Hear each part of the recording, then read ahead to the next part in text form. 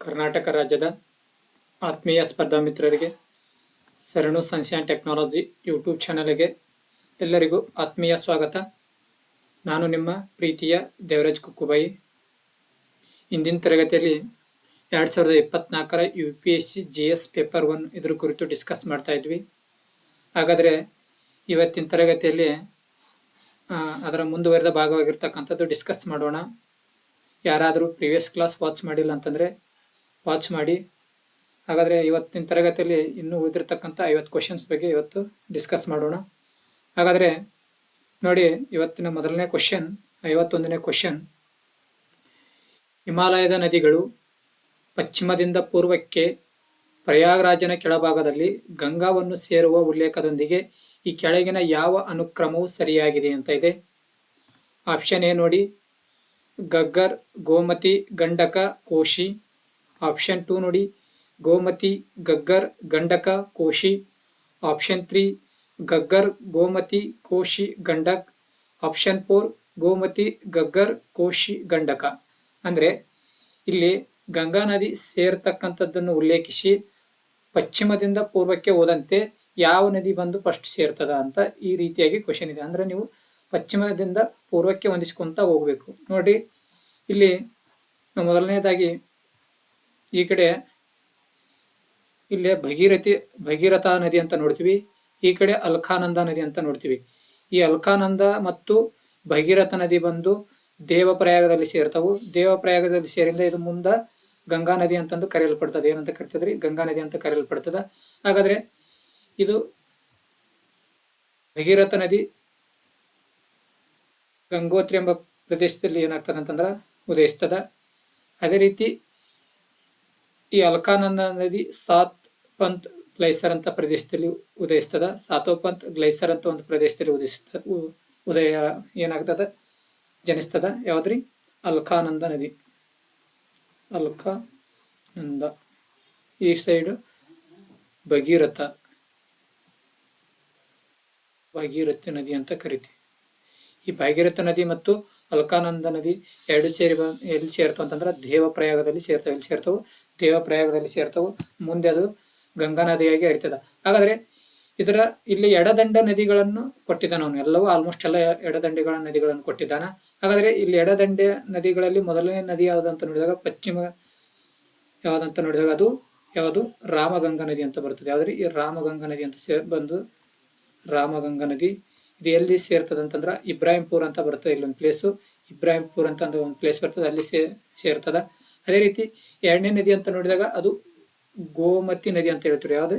ಗೋಮತಿ ನದಿ ಅಂತ ಹೇಳ್ತೀವಿ. ಗೋಮತಿ ಇದು ಗೋಮುಕ್ತಾಲ್ ಪ್ಲೇಸದಲ್ಲಿ ಉದಯಿಸ್ತದೆ, ಗೋಮತಿ ನದಿ. ಈ ಗೋಮತಿ ನದಿಯ ದಂಡೆ ಮೇಲೇನೆ ಫೇಮಸ್ ಸಿಟಿ ಯಾವುದು? ಉತ್ತರ ಪ್ರದೇಶದ ರಾಜಧಾನಿ ಲಕ್ನೋ ಕಂಡು ಬರ್ತದ.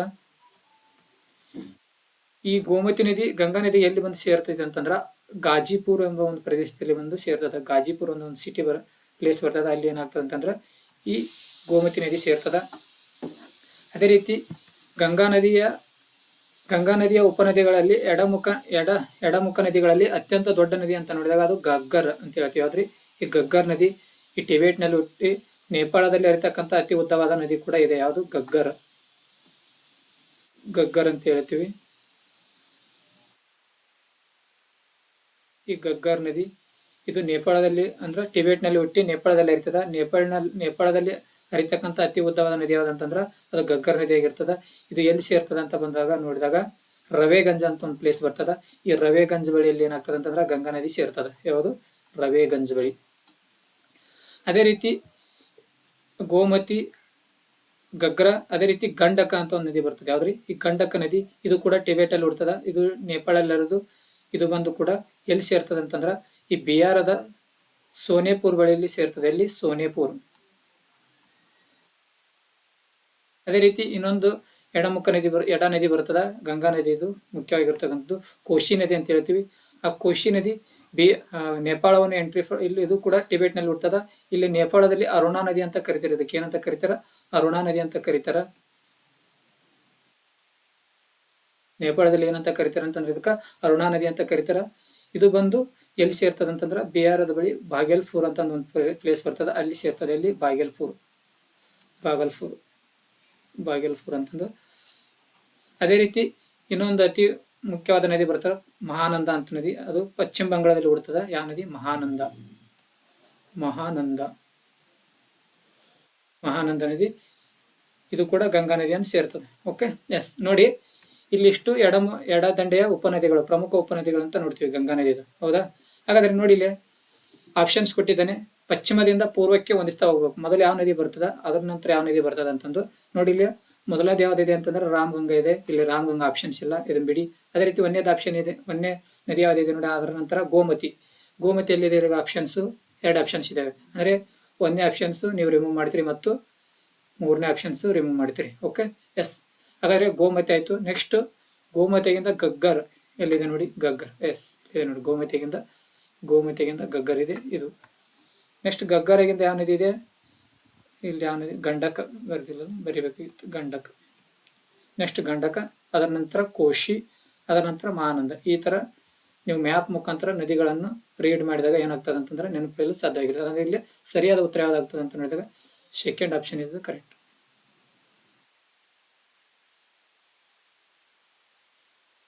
Next question.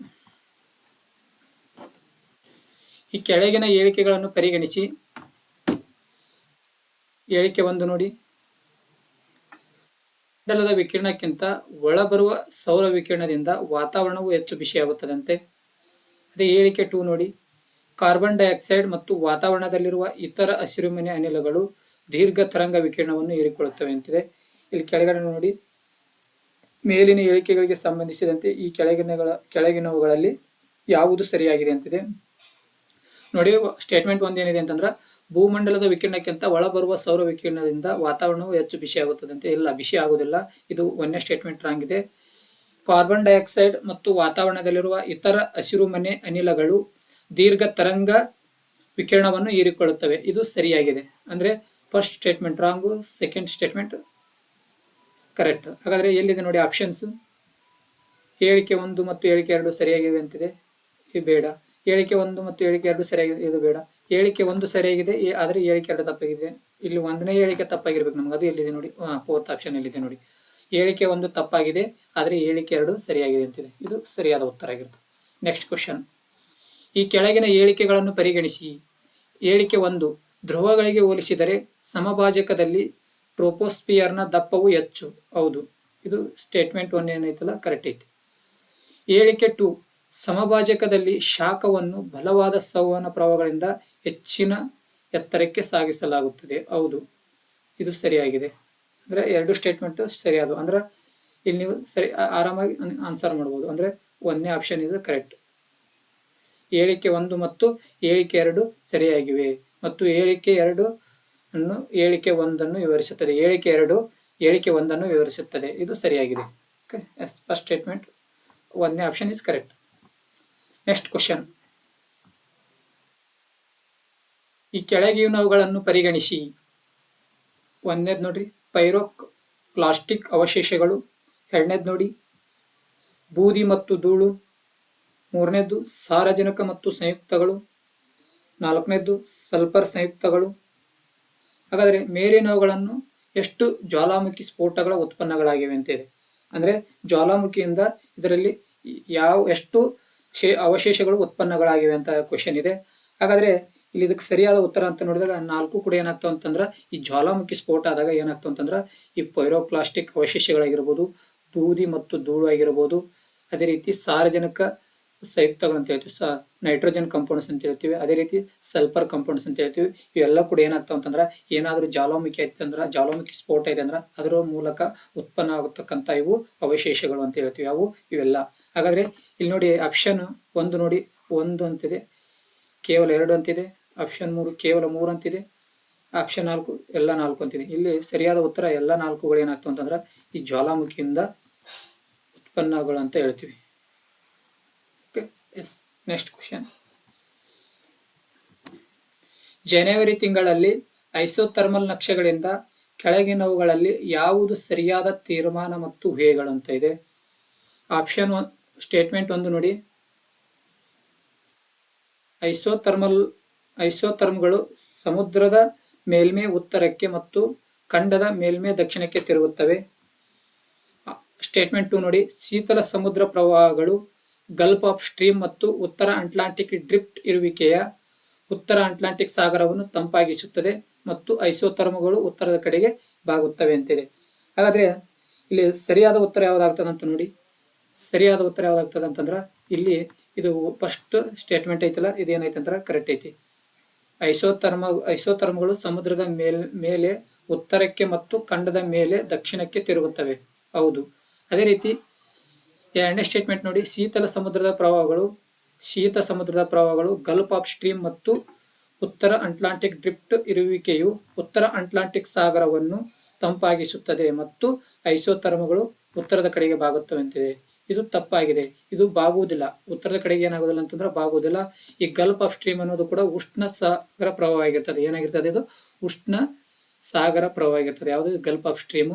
ಇಲ್ಲಿಯ ಸಂಭಾಜಕ ವೃತ್ತದಲ್ಲಿ ಇರ್ತಕ್ಕಂಥದ್ದು ಏನಾಗಿರ್ತದೆ? ಅತಿ ಹೆಚ್ಚು ಏನಾಗಿರ್ತದೆ ಅಂತಂದ್ರೆ ತಂಪಿರೋದಿಲ್ಲ. ಅಲ್ಲಿ ಏನಾಗಿರ್ತದೆ ಅಂದ್ರೆ ಅತಿ ಸಾಗರಗಳು ಏನಾಗಿರ್ತವೆ ಅಂತಂದ್ರೆ ಬಿಸಿ ಆಗಿರ್ತವೆ. ಇದು ಕೂಡ ನೆನಪಿಟ್ಕೋಬೇಕು ನೋಡಿ. Okay, yes. ಅಂದ್ರೆ ಇಲ್ಲಿ statement 1 wrong, statement 1 is correct, statement 2 is the wrong. ಅಂದ್ರೆ ಒಂದೇ ಆಪ್ಷನ್ ಇಸ್ ಕರೆಕ್ಟ್ ಆಗ್ತದೆ. ಫಸ್ಟ್ ಸ್ಟೇಟ್ಮೆಂಟ್ ಏನಾಗ್ತದೆ? ಕರೆಕ್ಟ್ ಆಗ್ತದೆ. ಒಂದೇ ಆಪ್ಷನ್ ಕರೆಕ್ಟ್, ಇದು ತಪ್ಪು. ಒಂದೇ statement correct. Okay, yes. Next question. ಕೆಳಗಿನ ಯಾವ ದೇಶಗಳು ವಿಶ್ವದ 2 ದೊಡ್ಡ ಕೋಕೋ ಉತ್ಪಾದಕರು ಎಂದು ಪ್ರಸಿದ್ಧವಾಗಿವೆ? ಕೋಕೋ ನೋಡಿ, ಆಪ್ಷನ್ ನೋಡಿ, ಒಂದು ಅಲ್ಜೀರಿಯಾ, ಇನ್ನೊಂದು ಮೊರಾಕೊ ಅಂತಿದೆ. ಎರಡನೇ ಆಪ್ಷನ್ ನೋಡಿ, ಬೋಟ್ಸ್ವಾನಾ ಮತ್ತು ನಮೀಬಿಯಾ ಅಂತಿದೆ. ಅದೇ ರೀತಿ third option Cote d'Ivoire ಮತ್ತು ಘಾನಾ ಅಂತ ಇದೆ. ಅದೇ ರೀತಿ ಫೋರ್ತ್ ಆಪ್ಷನ್ ನೋಡಿ, ಮಡಗಾಸ್ಕರ್ ಮತ್ತು ಮೊಜಾಂಬಿಕ್ ಅಂತ ಇದೆ. ಇಲ್ಲಿ ಯಾವುದು ಸರಿಯಾದ ಉತ್ತರ ಆಗ್ತದೆ ಅಂತ ನೋಡಿದಾಗ ಇಲ್ಲಿ ಸರಿಯಾದ ಉತ್ತರ ಕೋಟ್ ದಿ ಐವರಿ ಮತ್ತು ಘಾನಾ. ಇವು ವಿಶ್ವದ 2 ದೊಡ್ಡ ಕೋಕೋ ಉತ್ಪಾದಕರು ಅಂತ ಹೇಳ್ತೀವಿ. ಯಾವ್ರಿ? ಕೋಟ್ ದಿ ಐವರಿ ಮತ್ತು ಘಾನಾ ದೇಶಗಳು. ಕೋಕೋ ಎದಕ್ಕೆ ಯೂಸ್ ಮಾಡ್ತಾರೆ ಅಂತ ನೋಡಿದಾಗ ಈ ಕೋಕೋ ಅನ್ನೋದು ಬೆಣ್ಣೆ ತಯಾರಿಸಲಾಗಿರ್ಬೋದು. ಈ ಚಾಕ್ಲೇಟ್ ಉತ್ಪಾದನೆಗೆ ಈ ಕೋಕೋವನ್ನು ಏನ್ ಮಾಡ್ತಾರ ಅಂತಂದ್ರ ಬಳಸಿಕೊಳ್ತಾರ. ಯಾವುದು? ಈ ಕೋಕೋ. Okay, yes. ನೆಕ್ಸ್ಟ್. ಅದೇ ರೀತಿ ಈ ಕೆಳಗಿನ ಹೇಳಿಕೆಗಳನ್ನು ಪರಿಗಣಿಸಿ. ಹೇಳಿಕೆಗಳನ್ನು ಪರಿಗಣಿಸಿ ಅಂತ ಇದೆ. ಹೇಳಿಕೆ 1 ನೋಡಿ, ಬಂಡೆಗಳು ಅವಮಾನಕ್ಕೆ ಮಳೆಯು ಒಂದು ಕಾರಣ ಅಂತಿದೆ. ಬಂಡೆಗಳ ಅವಮಾನಕ್ಕೆ ಮಳೆಯು ಒಂದು ಕಾರಣ ಅಂತಿದೆ. ಅದೇ ರೀತಿ ಸ್ಟೇಟ್ಮೆಂಟ್ 2, ಮಳೆ ನೀರು ದ್ರಾವಣದಲ್ಲಿ ಇಂಗಾಲದ ಡೈಆಕ್ಸೈಡ್ ಅನ್ನು ಹೊಂದಿರುತ್ತದೆ. ಹೇಳಿಕೆ 3, ಮಳೆ ನೀರು ವಾತಾವರಣದ ಆಮ್ಲಜನಕವನ್ನು ಹೊಂದಿರುತ್ತದೆ ಅಂತಿದೆ. ಇಲ್ಲಿ ಸರಿಯಾದ ಉತ್ತರ ಯಾವ್ದಾಗ್ತದೆ ಅಂತ ನೀವು ಕಮೆಂಟ್ ಮಾಡ್ರಿ. ಹಾಗಾದ್ರೆ ಇಲ್ಲಿ ಸರಿಯಾದ ಉತ್ತರ ಯಾವ್ದಾಗ್ತದೆ ಅಂತಂದ್ರ ಹೇಳಿಕೆ 1 ಏನಾಗ್ತದೆ ಹೇಳ್ರಿ? ಹೇಳಿಕೆ 1 ಕರೆಕ್ಟ್ ಇದೆ. ಅಂದ್ರ ಹೇಳಿಕೆ 1 ಏನ್ರಿ? ಇದು ಬಂಡೆಗಳ ಅವಮಾನಕ್ಕೆ ಮಳೆಯು ಒಂದು ಕಾರಣ. ಇದು ಹೇಳಿಕೆ 1 ಏನಾಗ್ತದೆ? ಕರೆಕ್ಟ್ ಆಗ್ತದೆ. ಓಕೆ.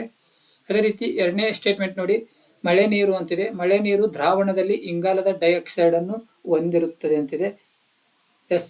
ಅಂದ್ರ ಮಳೆ ನೀರು ದ್ರಾವಣದಲ್ಲಿ ಏನಾಗ್ತದೆ ಅಂತಂದ್ರೆ ಇಂಗಾಲದ ಡೈಆಕ್ಸೈಡ್ ನೀರನ್ನು ಅದು ಹೊಂದಿರ್ತದೆ. ಅದು ಕೂಡ ಸ್ಟೇಟ್ಮೆಂಟ್ 2 ಏನೈತಿ ಅದು ಕರೆಕ್ಟ್ ಐತಿ. ಅದೇ ರೀತಿ ಮಳೆ ನೀರು ವಾತಾವರಣದ ಆಮ್ಲಜನಕವನ್ನು ಹೊಂದಿರುತ್ತದೆ. ಇದು ಸರಿಯಾಗಿದೆ. ಅಂದ್ರೆ ನೋಡಿ, ಹೇಳಿಕೆ 2 ಮತ್ತು ಹೇಳಿಕೆ 3 ಎರಡು ಸರಿಯಾಗಿದೆ. ಮತ್ತು ಇಬ್ಬರು ಅಂದ್ರೆ ಹೇಳಿಕೆ 2 ಒಂದನ್ನು ವಿವರಿಸುತ್ತೇವೆ ಅಂತಂದ್ರ 2 ಮತ್ತು 3 ಹೇಳಿಕೆಗಳಿದಾವಲ್ಲ ಅವು ಒಂದನೇ ಹೇಳಿಕೆಯನ್ನು ಏನ್ ಮಾಡ್ತಾವ ಅಂತಂದ್ರ ವಿವರಿಸ್ತವೆ ಅಂತಿದೆ. ಇದು ಸರಿಯಾದ ಉತ್ತರ ಆಗ್ತದೆ. ಯಾವುದು? ಒಂದನೇ option is correct. First statement is correct. Okay. Next question. ಈ ಕೆಳಗಿನ ದೇಶಗಳನ್ನು ಪರಿಗಣಿಸಿ. Finland, Germany, Norway, Russia. ಮೇಲಿನ ಎಷ್ಟು ದೇಶಗಳು ಉತ್ತರ ಸಮುದ್ರದೊಂದಿಗೆ ಗಡಿಯನ್ನು ಹೊಂದಿವೆ ಅಂತಿವೆ? ಅಂದ್ರೆ ನಾರ್ತ್ ಸಿ ಅಂತ ಹೇಳ್ತೀವಿ. ಯಾವ್ದ್ರಿ? ಈ ನಾರ್ತ್ ಸಿ. ನೋಡ್ರಿ ಇಲ್ಲೇ ಇದನ್ನ ಕೊಡ್ತೀನಿ. ಏನು ಇಲ್ಲೇ ಡಯಾಗ್ರಾಮ್ ಐತಿ ನೋಡ್ರಿ, ಚಿತ್ರ ಐತಿ ನೋಡ್ರಿ. ನಾರ್ತ್ ಸಿ ಯಾವ್ಯಾವ ದೇಶಗಳೊಂದಿಗೆ ಗಡಿಯನ್ನು ಹಂಚಿಕೊಂಡಿದೆ ಅಂತ ನೋಡಿ. ಎಸ್, ಇದು ನಾರ್ತ್ ಸಿ. ಈ ಭಾಗದಲ್ಲಿ ಎಲ್ಲದಲ್ಲ ಇದು ನಾರ್ತ್ ಸಿ ಅಂತ ಹೇಳ್ತೀವಿ.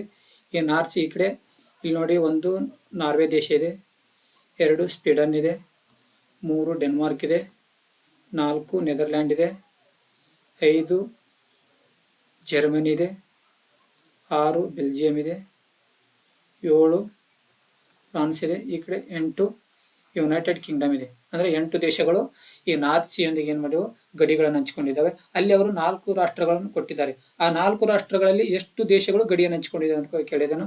ಒಂದೇ ನೋಡ್ರಿ ಫಿನ್ಲ್ಯಾಂಡ್ ಅಂತಿದೆ, ಈ ಫಿನ್ಲ್ಯಾಂಡ್ ಇಲ್ಲ, ಫಿನ್ಲ್ಯಾಂಡ್ ತಪ್ಪು. ಅದೇ ರೀತಿ ಎರಡನೇದು ನೋಡಿ ಜರ್ಮನಿ ಇದೆ, ಓಕೆ ಜರ್ಮನಿ. ಅದೇ ರೀತಿ ನಾರ್ವೆ ಹಂಚಿಕೊಂಡಿದೆ, ಓಕೆ. ನೆಕ್ಸ್ಟ್ ರಷ್ಯಾ ನೋಡಿ, ರಷ್ಯಾ ಇಲ್ಲ. ಅಂದ್ರೆ ಇಲ್ಲಿ ಕೇವಲ ಎಷ್ಟು ಜೋಡಿಗಳು ಸರಿಯಾದ ಅಂತ ನೋಡಿದಾಗ ಕೇವಲ 2 ಜೋಡಿಗಳು ಮಾತ್ರ ಸರಿಯಾಗ್ತವೆ. ಎಷ್ಟು? 2 ಜೋಡಿಗಳು, ಓಕೆ. ಎಸ್, ಅಂದ್ರೆ ಆಪ್ಷನ್ 2 ಇಸ್ ದ ಕರೆಕ್ಟ್, ಕೇವಲ 2 ಜೋಡಿಗಳು. ನೆಕ್ಸ್ಟ್ ಕ್ವಶನ್, ಈ ಕೆಳಗಿನ ಮಾಹಿತಿಯನ್ನು ಪರಿಗಣಿಸಿ.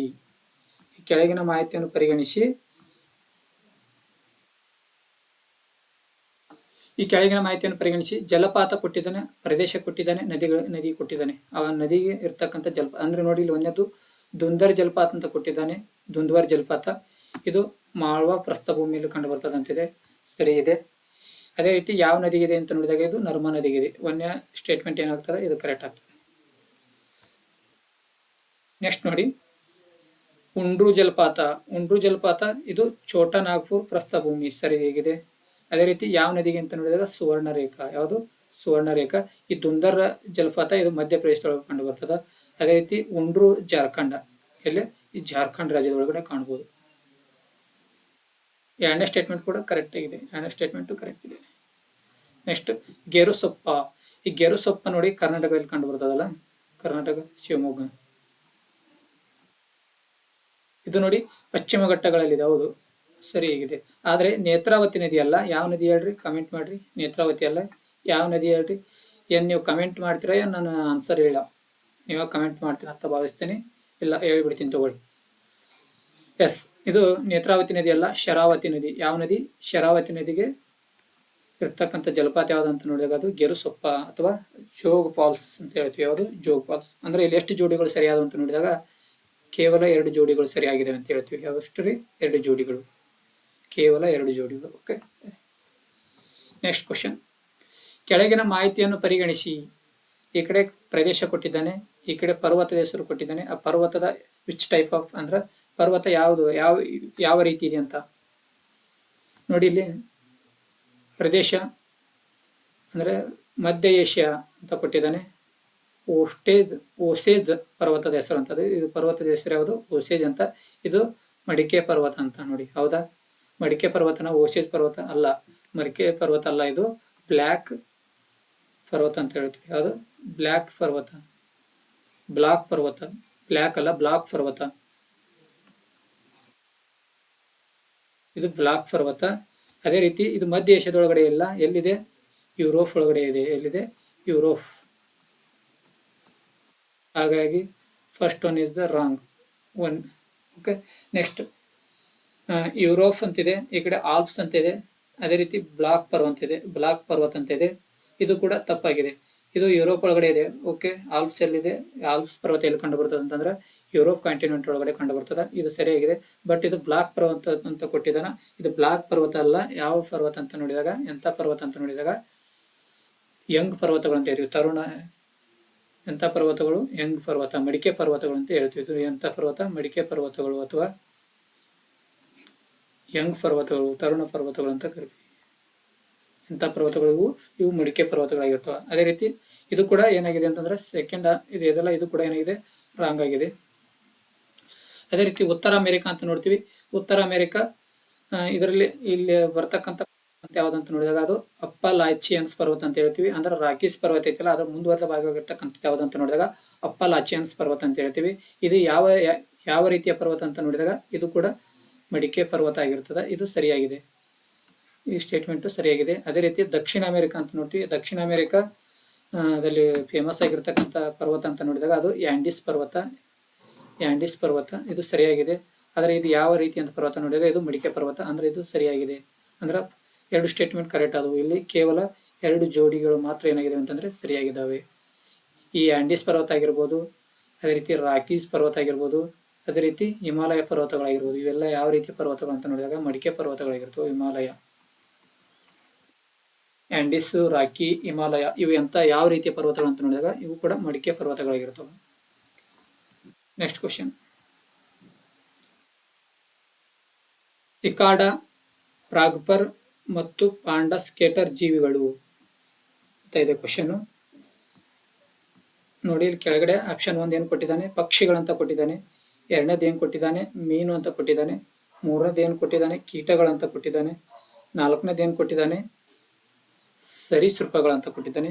ಇವು ಇವು ಯಾವ ತರದ ಜೀವಿಗಳಂತ ನೋಡಿದಾಗ ಇವು ಕೀಟ ಜೀವಿಗಳಂತ ಹೇಳ್ತೀವಿ. ಏನ್ರಿ ಇವು ಕೀಟ ಜೀವಿಗಳು. ಸಿಕಾಡ, ಪ್ರಾಗ್ಫರ್ ಮತ್ತು ಪಾಂಡ್ ಸ್ಕೇಟರ್ ಇವು ಯಾವ ತರದ ಜೀವಿಗಳಂತ ನೋಡಿದಾಗ ಇವು ಕೀಟ ತರದ ಜೀವಿಗಳಂತ ಹೇಳ್ತೀವಿ. ಹಾಗಾದ್ರೆ ಇಲ್ಲಿ option C is the correct, ಕೀಟಗಳು ಅಂತ ಹೇಳ್ತೀವಿ.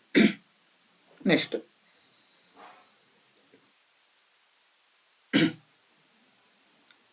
ಚಿಂಗಂ ಕುರಿತು ಒಂದು ಕ್ವಶನ್ ಐತೆ ನೋಡ್ರಿ. ಈ ಕೆಳಗಿನ ಹೇಳಿಕೆಗಳನ್ನು ಪರಿಗಣಿಸಿ. ಹೇಳಿಕೆ 1, ಮಾರುಕಟ್ಟೆಯಲ್ಲಿ ಕಂಡುಬರುವ ಅನೇಕ ಚಿಂಗಂಗಳನ್ನು ಮಾಲಿನ್ಯವೆಂದು ಪರಿಗಣಿಸಲಾಗುತ್ತದೆ. ಪರಿಸರ ಹೇಳಿಕೆಯ ಮೂಲ ಏನು? Okay, S. ಸೆಕೆಂಡ್ ಸ್ಟೇಟ್ಮೆಂಟ್ ನೋಡಿ, ಅನೇಕ ಚಿಂಗಂ ವಸುಡುಗಳ ಗೇಮ್ ಬೇಸ್ ಆಗಿ ಪ್ಲಾಸ್ಟಿಕ್ ಅನ್ನು ಹೊಂದಿರುತ್ತವೆ. ಸರಿ, ಹೌದು. ಅಂದ್ರೆ ಇದನ್ನ ಚಿಂಗಮ್ ಅನ್ನು ಮಾರುಕಟ್ಟೆಯಲ್ಲಿ ಏನೊಂದು ಭಾವಿಸಲಾಗುತ್ತದೆ ಅಂತ ನೋಡಿದಾಗ ಇದನ್ನು ಒಂದು ಮಾಲಿನ್ಯಕಾರಕವೆಂದು ಪರಿಗಣಿಸಲಾಗುತ್ತದೆ. Statement 1 is correct. ಅದೇ ರೀತಿ ಎರಡನೇ ಸ್ಟೇಟ್ಮೆಂಟ್ ನೋಡಿ. ಎರಡನೇ ಸ್ಟೇಟ್ಮೆಂಟ್ ಏನಂತ ನೋಡಿದಾಗ ಅನೇಕ ಚುಂಗಮ್ ವಸುಡುಗಳಲ್ಲಿ ಗಮ್ ಬೇಸ್ ಆಗಿ ಪ್ಲಾಸ್ಟಿಕ್ ಅನ್ನು ಹೊಂದಿರ್ತದೆ. ನೋಡಿ, ಈ ಚಿಂಗಮ್ ಅನ್ನೋದು ಈ ವಿಘಟನ ಕಾರಕವಲ್ಲದ್ದು. ಅಂದ್ರೆ ಈಗ ನೀವು ಚಿಂಗಮ್ ತಿಂತಾ ಇರ್ತೀರ, ಅದು ನೀವು ಎಷ್ಟು ತಿಂದ್ರು ಅದು ಲಾಸ್ಟ್ ಆಗಿ ಉಳಿತೈತೆ. ಅದನ್ನ ತಿಂದು ಲಾಸ್ಟ್ ಉಗಳಬೇಕು ನೀವು. ಅದು ಉಳಿಂದ ಏನಾಗ್ತದೆ ಅಂತಂದ್ರೆ ಅದು ವಿಘಟನವಾಗಲಾರದಂತ ವಸ್ತು ಆಗಿರ್ತದೆ. ಯಾವುದು? ಈ ಚಿಂಗಮ್. ಹಾಗಾಗಿ ಇದನ್ನ ಮಾಲಿನ್ಯಕಾರಕ ಅಂತ ಹೇಳ್ತೀವಿ. ಅದೇ ರೀತಿ ಸೆಕೆಂಡ್ ಸ್ಟೇಟ್ಮೆಂಟ್ ಏನಿದೆ ಅಂತಂದ್ರೆ ಅನೇಕ ಚುಯಿಂಗಮ್ ವಸುಡುಗಳು ಇಲ್ಲಿ ಏನಾಗುತ್ತೆ ಅಂತಂದ್ರೆ ಗಮ್ ಬೇಸ್ ಆಗಿ ಪ್ಲಾಸ್ಟಿಕ್ ಅನ್ನು ಹೊಂದಿರ್ತದೆ ಅಂತಿದೆ. ಇದು ಕೂಡ ಸರಿಯಾಗಿದೆ. ಅಂದ್ರೆ ಇಲ್ಲಿ 1ನೇ ಆಪ್ಷನ್ ಇಸ್ ದ ಕರೆಕ್ಟ್. ಹೇಳಿಕೆ 1 ಮತ್ತು ಹೇಳಿಕೆ 2 ಸರಿಯಾಗಿವೆ ಮತ್ತು ಹೇಳಿಕೆ 2 ಹೇಳಿಕೆ 1 ವಿವರಿಸಿದಂತಿದೆ. ಇದು ಸರಿಯಾಗಿದೆ. Next question. ಕೆಳಗಿನ ಜೋಡಿಗಳನ್ನು ಪರಿಗಣಿಸಿ. ಕೆಳಗಿನ ಜೋಡಿಗಳನ್ನು ಪರಿಗಣಿಸಿ ಅಂತಿದೆ. ದೇಶ ಕೊಟ್ಟಿದ್ದಾನೆ, ಆ ಕಡೆ ಅವು ಪ್ರಾಣಿಗಳ ನೈಸರ್ಗಿಕ ಆವಾಸ್ಥಾನ ಕೊಟ್ಟಾನ. ಆಪ್ಷನ್ ನೋಡಿ, ಒಂದನೇದು ದೇಶ ಯಾವುದು? ಬ್ರೆಜಿಲ್ ಅಂತಿದೆ. ಈ ಬ್ರೆಜಿಲ್ ಅಲ್ಲಿ ಇಂದ್ರಿ ಅಂತಿದೆ. ನೋಡಿ, ಇದು ಸರಿಯಾಗಿದೆನಾ? ಅದೇ ರೀತಿ ನೋಡಿ, ಇಂಡೋನೇಷ್ಯಾ ಅಂತ ಕೊಟ್ಟಿದ್ದಾನೆ. ಎಲ್ಕ್ ಅಂತ ಇದೆ. ಇದು ನೋಡಿ ಸರಿಯಾಗಿದೆನಾ? ಅದೇ ರೀತಿ ಮಡ್ಗಾಸ್ಕರ್ ಇದೆ. ಇಲ್ಲಿ ಮಡ್ಗಾಸ್ಕರ್ ಅಲ್ಲಿ ಏನ್ ಕೊಟ್ಟಿದ್ದಾನೆ? ಯಾವ ಪ್ರಾಣಿ ಕೊಟ್ಟಿದ್ದಾನೆ? ಬೋನೋಬೋ ಅಂತ ಕೊಟ್ಟಿದ್ದಾನೆ. ಆದ್ರೆ ಇಲ್ಲಿ ನೋಡಿ, ಈ ಮೂರು ಪ್ರಶ್ನೆಗಳು ಇವು ಮೂರು ಏನಾಗಿದೆ ಅಂತಂದ್ರ ಮೂರು ತಪ್ಪಾಗಿದಾವೆ. ಇಲ್ಲಿ ಯಾವ ಜೋಡಿಗಳನ್ನು ಏನಿಲ್ಲ ಅಂತಂದ್ರ ಸರಿಯಾಗಿಲ್ಲ. ಅಂದ್ರೆ ಲಾಸ್ಟ್ನೇ ಆಪ್ಷನ್ ಇದೆಯಲ್ಲ, ಇಲ್ಲಿ ಯಾವ ಜೋಡಿಗಳು ಸರಿಯಾಗಿಲ್ಲ ಅಂತ ಆಗ್ಬೇಕಾಗಿತ್ತು. ಯಾವುದೂ ಇಲ್ಲ ಅಂತ. ಮೇಲೆ ಕೊಟ್ಟಿರುವ ಜೋಡಿಗಳಲ್ಲಿ ಎಷ್ಟು ಜೋಡಿಗಳು ಸರಿಯಾಗಿ ಹೊಂದಾಣಿಕೆ ಆಗಿವೆ ಅಂತ ಕೇಳೋಣ. ಬಟ್ ಇಲ್ಲಿ ಯಾವ ಜೋಡಿಗಳನ್ನು ಏನಾಗಿಲ್ಲ, ಸರಿಯಾಗಿಲ್ಲ.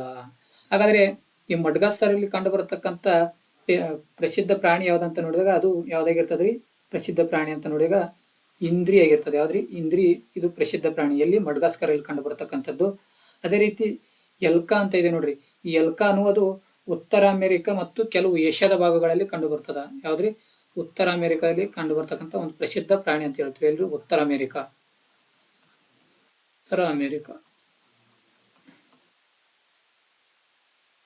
ಅದೇ ರೀತಿ ನೆಕ್ಸ್ಟ್ ಏನಿದೆ? ನೆಕ್ಸ್ಟ್ ಬೋನೋಬೋ ಅಂತ ಇದೆ. ಇದು ಬೋನೋಬೋ ಅನ್ನೋದು ಇದು ಕಾಂಗೋ ಒಂದು ದೇಶ ಬರ್ತದ. ಯಾವ ದೇಶ? ಕಾಂಗೋ ದೇಶ ಮತ್ತು ಕಾಂಗೋ ಜಲಾಯನ ಪ್ರದೇಶ ಅಂತ ನೋಡ್ತೀವಿ. ಅಲ್ಲಿ ಕಂಡು ಬರ್ತಕ್ಕಂಥ ಒಂದು ಪ್ರಸಿದ್ಧ ಪ್ರಾಣಿ ಆಗಿರ್ತದೆ. ಯಾವುದು? ಬೋನೋಬೋ. ಹಾಗಾದ್ರೆ ಇಲ್ಲಿ ಮೂರು ಕೂಡ ಏನಾಗಿದೆ ಅಂತಂದ್ರೆ ತಪ್ಪಾಗಿವೆ. Okay, yes. Next question. ಅಂದ್ರೆ ಇಲ್ಲಿ ಮೇಲೆ ಕೊಟ್ಟಿರುವ ಜೋಡಿಗಳಲ್ಲಿ ಎಷ್ಟು ಜೋಡಿಗಳು ಸರಿಯಾಗಿವೆ ಅಂತ ಹೇಳಿದಾಗ ಇಲ್ಲಿ ಯಾವ ಜೋಡಿಗಳು ಏನಾಗೋದಿಲ್ಲ, ಸರಿಯಾಗೋದಿಲ್ಲ. ಹಾಗಾದ್ರೆ 4th ಆಪ್ಷನ್ ಚೂಸ್ ಮಾಡಬೇಕು. Next question. ವಿಶ್ವ ಶೌಚಾಲಯ ಸಂಸ್ಥೆಗೆ ಸಂಬಂಧಿಸಿದಂತೆ ಈ ಕೆಳಗಿನ ಹೇಳಿಕೆಗಳನ್ನು ಪರಿಗಣಿಸಿ. ಆಪ್ಷನ್ 1 ನೋಡಿ, ಇದು ವಿಶ್ವಸಂಸ್ಥೆಯ ಏಜೆನ್ಸಿಗಳಲ್ಲಿ ಒಂದಾಗಿದೆ ಅಂತಿದೆ.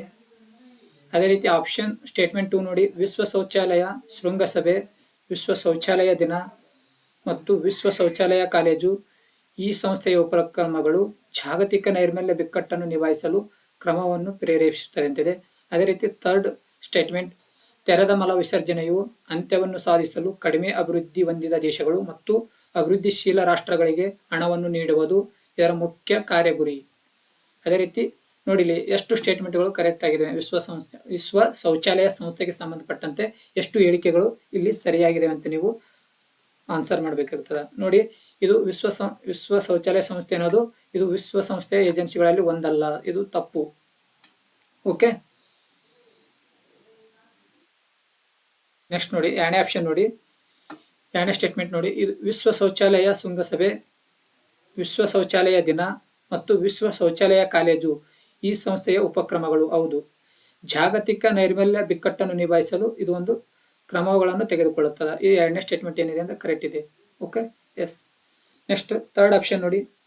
ಥರ್ಡ್ ಆಪ್ಷನ್, ತೆರೆದ ಮಲ ವಿಸರ್ಜನೆ ಅಂತ್ಯವನ್ನು ಸಾಧಿಸಲು ಓಪನ್ ಟಾಯ್ಲೆಟ್ ಅಂತ ಹೇಳ್ತೀವಿ. ನಮ್ಮ ಸೈಡ್ ಎಲ್ಲ ಇಂಡಿಯಾದಾಗೆಲ್ಲ ಓಪನ್ ಟಾಯ್ಲೆಟ್ ಜಾಸ್ತಿ ಇರ್ತೈತಲ್ಲ. ಈ ತೆರೆದ ಮಲ ವಿಸರ್ಜನೆ ಅಂತ್ಯವನ್ನು ಸಾಧಿಸಲು ಕಡಿಮೆ ಅಭಿವೃದ್ಧಿ ಹೊಂದಿದ ದೇಶಗಳು ಮತ್ತು ಅಭಿವೃದ್ಧಿಶೀಲ ರಾಷ್ಟ್ರಗಳಿಗೆ ಹಣವನ್ನು ನೀಡುವುದು ಇದರ ಮುಖ್ಯ ಕಾರ್ಯ ಗುರಿಯಾಗಿದೆ ಅಂತ ಇದೆ. ಅದೇ ಇದು ಕೂಡ ಏನಾಗ್ತದೆ ಅಂತಂದ್ರೆ ತಪ್ಪಾಗ್ತದೆ. ಯಾವುದು ಥರ್ಡ್ ಸ್ಟೇಟ್ಮೆಂಟ್ ಕೂಡ ಏನಾಗ್ತದೆ, ಇದು ಕೂಡ ತಪ್ಪು. ಅಂದ್ರೆ ಇಲ್ಲಿ ಓನ್ಲಿ ಸೆಕೆಂಡ್ ಸ್ಟೇಟ್ಮೆಂಟ್ ಏನಂತಂದ್ರೆ ಕರೆಕ್ಟ್ ಆಗ್ತದೆ. ಅಂದ್ರೆ ಇಲ್ಲಿ ಆಪ್ಷನ್ ಎಲ್ಲಿದೆ ಅಂತಂದ್ರೆ ಫಸ್ಟ್ ಆಪ್ಷನ್ ಇದೆ, ಇದು ಕರೆಕ್ಟ್ ಆಗ್ತದೆ. Okay, yes. ನೆಕ್ಸ್ಟ್ ಕ್ವಶನ್, ಕೆಳಗಿನ ಹೇಳಿಕೆಗಳನ್ನು ಪರಿಗಣಿಸಿ. Ecology questions. ಫಸ್ಟ್ ಸ್ಟೇಟ್ಮೆಂಟ್ ನೋಡಿ, ಸಿಂಹಗಳಿಗೆ ನಿರ್ದಿಷ್ಟ ಸಂತಾನಾಭಿವೃದ್ಧಿ ಕಾಲ ಇರುವುದಿಲ್ಲ. ಹೌದು, ಅದು ಯಾವಾಗ ಬೇಕಾದ್ರೂ ಸಂತಾನೋತ್ಪತ್ತಿ ಮಾಡ್ತದೆ. ಯಾವುದು? ಸಿಂಹಗಳು. Statement correct. ವರ್ಷದ 24 ತಿಂಗಳು, 12 ತಿಂಗಳು ಬರ್ತಾವಲ್ಲ ವರ್ಷದಲ್ಲಿ, 12 ತಿಂಗಳಲ್ಲಿ ಏನ್ ಮಾಡ್ತದೆ ಅಂತಂದ್ರೆ ಇದು ಸಂತಾನೋತ್ಪತ್ತಿಯನ್ನು ಮಾಡ್ತದೆ. ಯಾವುದು? ಹಾಗಾಗಿ ಇದಕ್ಕೆ ನಿರ್ದಿಷ್ಟ ಸಂತಾನೋತ್ಪತ್ತಿ ಕಾಲ ಇರುವುದಿಲ್ಲ ಸಿಂಹಗಳಿಗೆ. ಸರಿಯಾಗಿದೆ. ಅದೇ ರೀತಿ ಇತರ ದೊಡ್ಡ ಬೆಕ್ಕುಗಳಂತೆ ಚಿರತೆಗಳು ಗರ್ಜಿಸುವುದಿಲ್ಲ. ಹೌದು, ಚಿರತೆಗಳು ಯಾವತ್ತಲೂ ಗರ್ಜಿಸುವುದಿಲ್ಲ. ಸುಮ್ಮನೆ ಓನ್ಲಿ ಬೇಟೆ ಆಡೋದೇ ಇದು ಕೆಲಸ. ಯಾವುದು? ಚಿರತೆದು. ಇದು ಯಾವತ್ತಲೂ ಹುಲಿ ಗತಿ ಆಗಿರ್ಬೋದು, ಸಿಂಹದ ಗತಿ ಏನಾಗೋದಿಲ್ಲ ಅಂದ್ರೆ ಗರ್ಜನೆ ಮಾಡೋದಿಲ್ಲ. ಓನ್ಲಿ ಸೈಲೆಂಟ್ ಆಗಿ ಏನ್ ಮಾಡ್ತದೆ ಅಂತಂದ್ರೆ ಬೇಟೆನ ಆಡ್ತದ.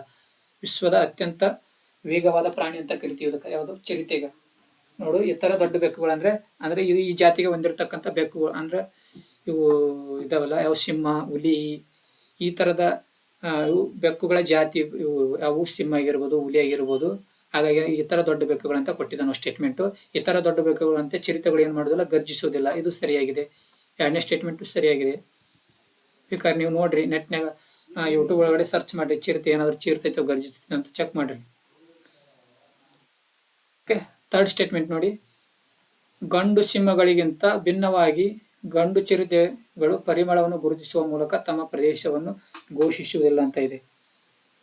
ನೋಡಿ, ಇದು ತಪ್ಪಾಗಿದೆ. ಥರ್ಡ್ ಸ್ಟೇಟ್ಮೆಂಟ್ ಏನಾಗಿದೆ ಅಂತಂದ್ರೆ ಇದು ತಪ್ಪಾಗಿದೆ. ಅಂದ್ರೆ ಇಲ್ಲಿ 1, 2 ಮಾತ್ರ ಸರಿಯಾಗಿದೆ. ಫಸ್ಟ್ ಸ್ಟೇಟ್ಮೆಂಟ್ ಇಲ್ಲಿ ಫಸ್ಟ್ ಆಪ್ಷನ್ಸ್ ಇದೆ, ಇದು ಕರೆಕ್ಟ್ ಆಗ್ತದೆ. Okay, yes. ಅಂದ್ರ ಈ ಗಂಡು ಸಿಂಹಗಳು ತಮ್ಮ ವಾಸನೆಗಳನ್ನು ಹುಡುಕೋದ್ರ ಮೂಲಕ ಏನ್ ಮಾಡ್ತಾವು, ತಮ್ಮ ಪ್ರದೇಶವನ್ನು ಗುರುತಿಸ್ತಾವು. ಇಲ್ಲಿ ಗುರುತಿಸುವಂತ ಆಗ್ಬೇಕಾಗಿತ್ತು. ಇದು ಇಲ್ಲಿ ಏನ್ ಕೊಟ್ಟಿದ್ದ, ನಾವು ಗುರುತಿಸುವುದಿಲ್ಲ ಅಥವಾ ಘೋಷಿಸುವುದಿಲ್ಲ ಅಂತ ಕೊಟ್ಟನ. ಹಾಗಾಗಿ 3ನೇ ಆಪ್ಷನ್ ಏನಾಗ್ತದೆ ಅಂತಂದ್ರೆ ತಪ್ಪಾಗ್ತದೆ. Okay, yes. ನೆಕ್ಸ್ಟ್ ಕ್ವಶನ್, ಈ ಕೆಳಗಿನವುಗಳಲ್ಲಿ ಯಾವುದು 100 ಮಿಲಿಯನ್ ರೈತರ ಸರಿಯಾದ ವಿವರಣೆಯಾಗಿದೆ? ಕರೆಂಟ್ ಅಫೇರ್ಸ್ ಕ್ವಶನ್ ನೋಡಿದು. Current affairs question.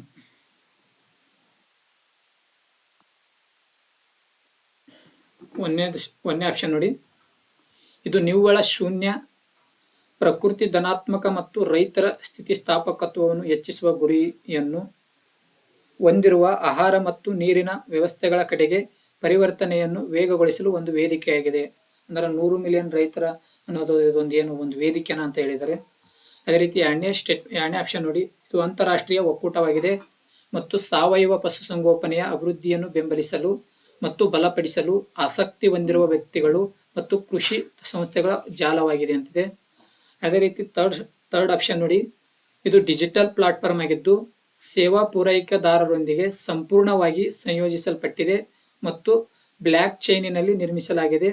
ಅದು ಖರೀದಿದಾರರು, ಮಾರಾಟಗಾರರು ಮತ್ತು 3ನೇ ವ್ಯಕ್ತಿಗಳು ರಸಗೊಬ್ಬರಗಳನ್ನು ತ್ವರಿತವಾಗಿ ಮತ್ತು ಸುರಕ್ಷಿತವಾಗಿ ವ್ಯಾಪಾರ ಮಾಡಲು ಇದು ಅನುಮೋದಿಸುತ್ತದೆ ಅಂತಿದೆ. ಫೋರ್ತ್ ಆಪ್ಷನ್ ನೋಡಿ, ಇದು ರೈತರ ಉತ್ಪನ್ನ ಸಂಸ್ಥೆಗಳು ಅಥವಾ ಕೃಷಿ ವ್ಯಾಪಾರ ಒಕ್ಕೂಟಗಳನ್ನು ರೂಪಿಸಲು ಪ್ರೋತ್ಸಾಹಿಸುವ ಧ್ಯೇಯದೊಂದಿಗೆ ವೇದಿಕೆಯಾಗಿದೆ. ಹೀಗಾಗಿ ಅವರ ಉತ್ಪನ್ನಗಳನ್ನು ಮಾರಾಟ ಮಾಡಲು ಜಾಗತಿಕ ಮುಕ್ತ ಮಾರುಕಟ್ಟೆಗಳಿಗೆ ಪ್ರವೇಶವನ್ನು ಸುಲಭಗೊಳಿಸುತ್ತಂತಿದೆ. ಇಲ್ಲ ನೋಡಿ, ಇಲ್ಲಿ ಸರಿಯಾದ ಉತ್ತರ ಯಾವ್ದಾಗ್ತದೆ ಅಂತಂದ್ರೆ third option is the correct. Third option correct. ಯಾಕಂತಂದ್ರೆ ಇದು ಡಿಜಿಟಲ್ ಪ್ಲಾಟ್ಫಾರ್ಮ್ ಆಗಿದ್ದು ಇದು ಸೇವಾ ಪೂರೈಕೆದಾರರೊಂದಿಗೆ ಏನ್ ಮಾಡ್ತದೆ ಅಂತಂದ್ರೆ ಸಂಪೂರ್ಣವಾಗಿ ಸಂಯೋಜಿಸಲ್ಪಟ್ಟದ. ಯಾವುದು? ಇದು 100 ಮಿಲಿಯನ್ ರೈತರ ಅಂತ ಒಂದು ಡಿಜಿಟಲ್ ಪ್ಲಾಟ್ಫಾರ್ಮ್ ಇದು. ಮತ್ತೆ ಇದು ಬ್ಲಾಕ್ ಚೈನ್ ಅಲ್ಲಿ ನಿರ್ಮಾಣ ಮಾಡ್ಯಾರ. ಅದೇ ರೀತಿ ಖರೀದಿದಾರರು ಏನ್ ಮಾಡಬಹುದು, ಖರೀದಿದಾರರು, ಮಾರಾಟಗಾರರು ಮತ್ತು ಮೂರನೇ ವ್ಯಕ್ತಿಗಳು ರಸಗೊಬ್ಬರಗಳನ್ನು ತ್ವರಿತವಾಗಿ ಏನ್ ಮಾಡಬಹುದು, ಸುರಕ್ಷಿತವಾಗಿ ವ್ಯಾಪಾರ ಮಾಡಲು ಏನ್ ಮಾಡ್ತದ ಅಂತಂದ್ರೆ ಇದೊಂದು ಅನುಮೋದನೆ ನೀಡ್ತದ ಅಂತ ಹೇಳ್ತೀವಿ. ಯಾವುದು ಈ 100 ಮಿಲಿಯನ್ ರೈತರ ಅಂತ ಒಂದು digital platform. Okay, yes. Next question, ಕೆಳಗಿನವುಗಳನ್ನು ಪರಿಗಣಿಸಿ. ಈ ಕೆಳಗಿನವುಗಳನ್ನು ಪರಿಗಣಿಸಿ ಅಂತ ಇದೆ. 1 ಬ್ಯಾಟರಿ ಸಂಗ್ರಹಣೆ, 2 ಬಯೋಮಾಸ್ ಜನರೇಟರ್ಗಳು, 3 ಇಂಧನ ಕೋಶಗಳು, 4 ಮೇಲ್ಛಾವಣಿಯ ಸೌರ ದ್ಯುತಿ ವಿದ್ಯುಜ್ಜನಕದ ಘಟಕಗಳು. ಮೇಲಿನವುಗಳಲ್ಲಿ ಎಷ್ಟು ವಿತರಿಸಿದ ಶಕ್ತಿ ಸಂಪನ್ಮೂಲಗಳಂತ ನೋಡಿ. ಇಲ್ಲಿ ಒಂದು ಕೇವಲ ಒಂದೇ ಒಂದು ಅಂತಿದೆ, ಕೇವಲ 2 ಅಂತಿದೆ, ಕೇವಲ 3 ಅಂತಿದೆ, ಲಾಸ್ಟ್ನೇ ಆಪ್ಷನ್ ನೋಡಿ ಎಲ್ಲ 4 ಅಂತಿದೆ. ಇಲ್ಲಿ ಸರಿಯಾದ ಉತ್ತರ ಯಾವ್ದಾಗ್ತದೆ ಅಂತಂದ್ರೆ fourth option is the correct. ಎಲ್ಲ 4ಗಳು ಏನಾಗ್ತದ ಅಂತಂದ್ರೆ ಇವು ಶಕ್ತಿಯ ಸಂಪನ್ಮೂಲಗಳಂತ ಹೇಳ್ತೀವಿ. ಹೌದ್ರಿ, ಎಸ್. ನೆಕ್ಸ್ಟ್, ಕೆಳಗಿನವುಗಳಲ್ಲಿ ಯಾವುದು ಅದರೊಂದಿಗೆ ವಿಕಸನಗೊಂಡ ಕೀಟದೊಂದಿಗೆ ಅನನ್ಯ ಸಂಬಂಧವನ್ನು ತೋರಿಸುತ್ತದೆ ಮತ್ತು ಅದು ಈ ಮರವನ್ನು ಪರಾಗಸ್ಪರ್ಶ ಮಾಡುವ ಏಕೈಕ ಕೀಟವಾಗಿದೆ ಅಂತ ಕ್ವಶನ್ ಇದೆ. ಏನಿದೆ, ಕೀಟವಾಗಿದೆ ಅಂತ ಕ್ವಶನ್ ಇದೆ. ನೋಡಿ ಇಲ್ಲಿ ಸರಿಯಾದ ಉತ್ತರ ಯಾವ್ದಾಗ್ತದೆ ಅಂತ ನೀವು ಹೇಳ್ರಿ ನೋಡೋಣ.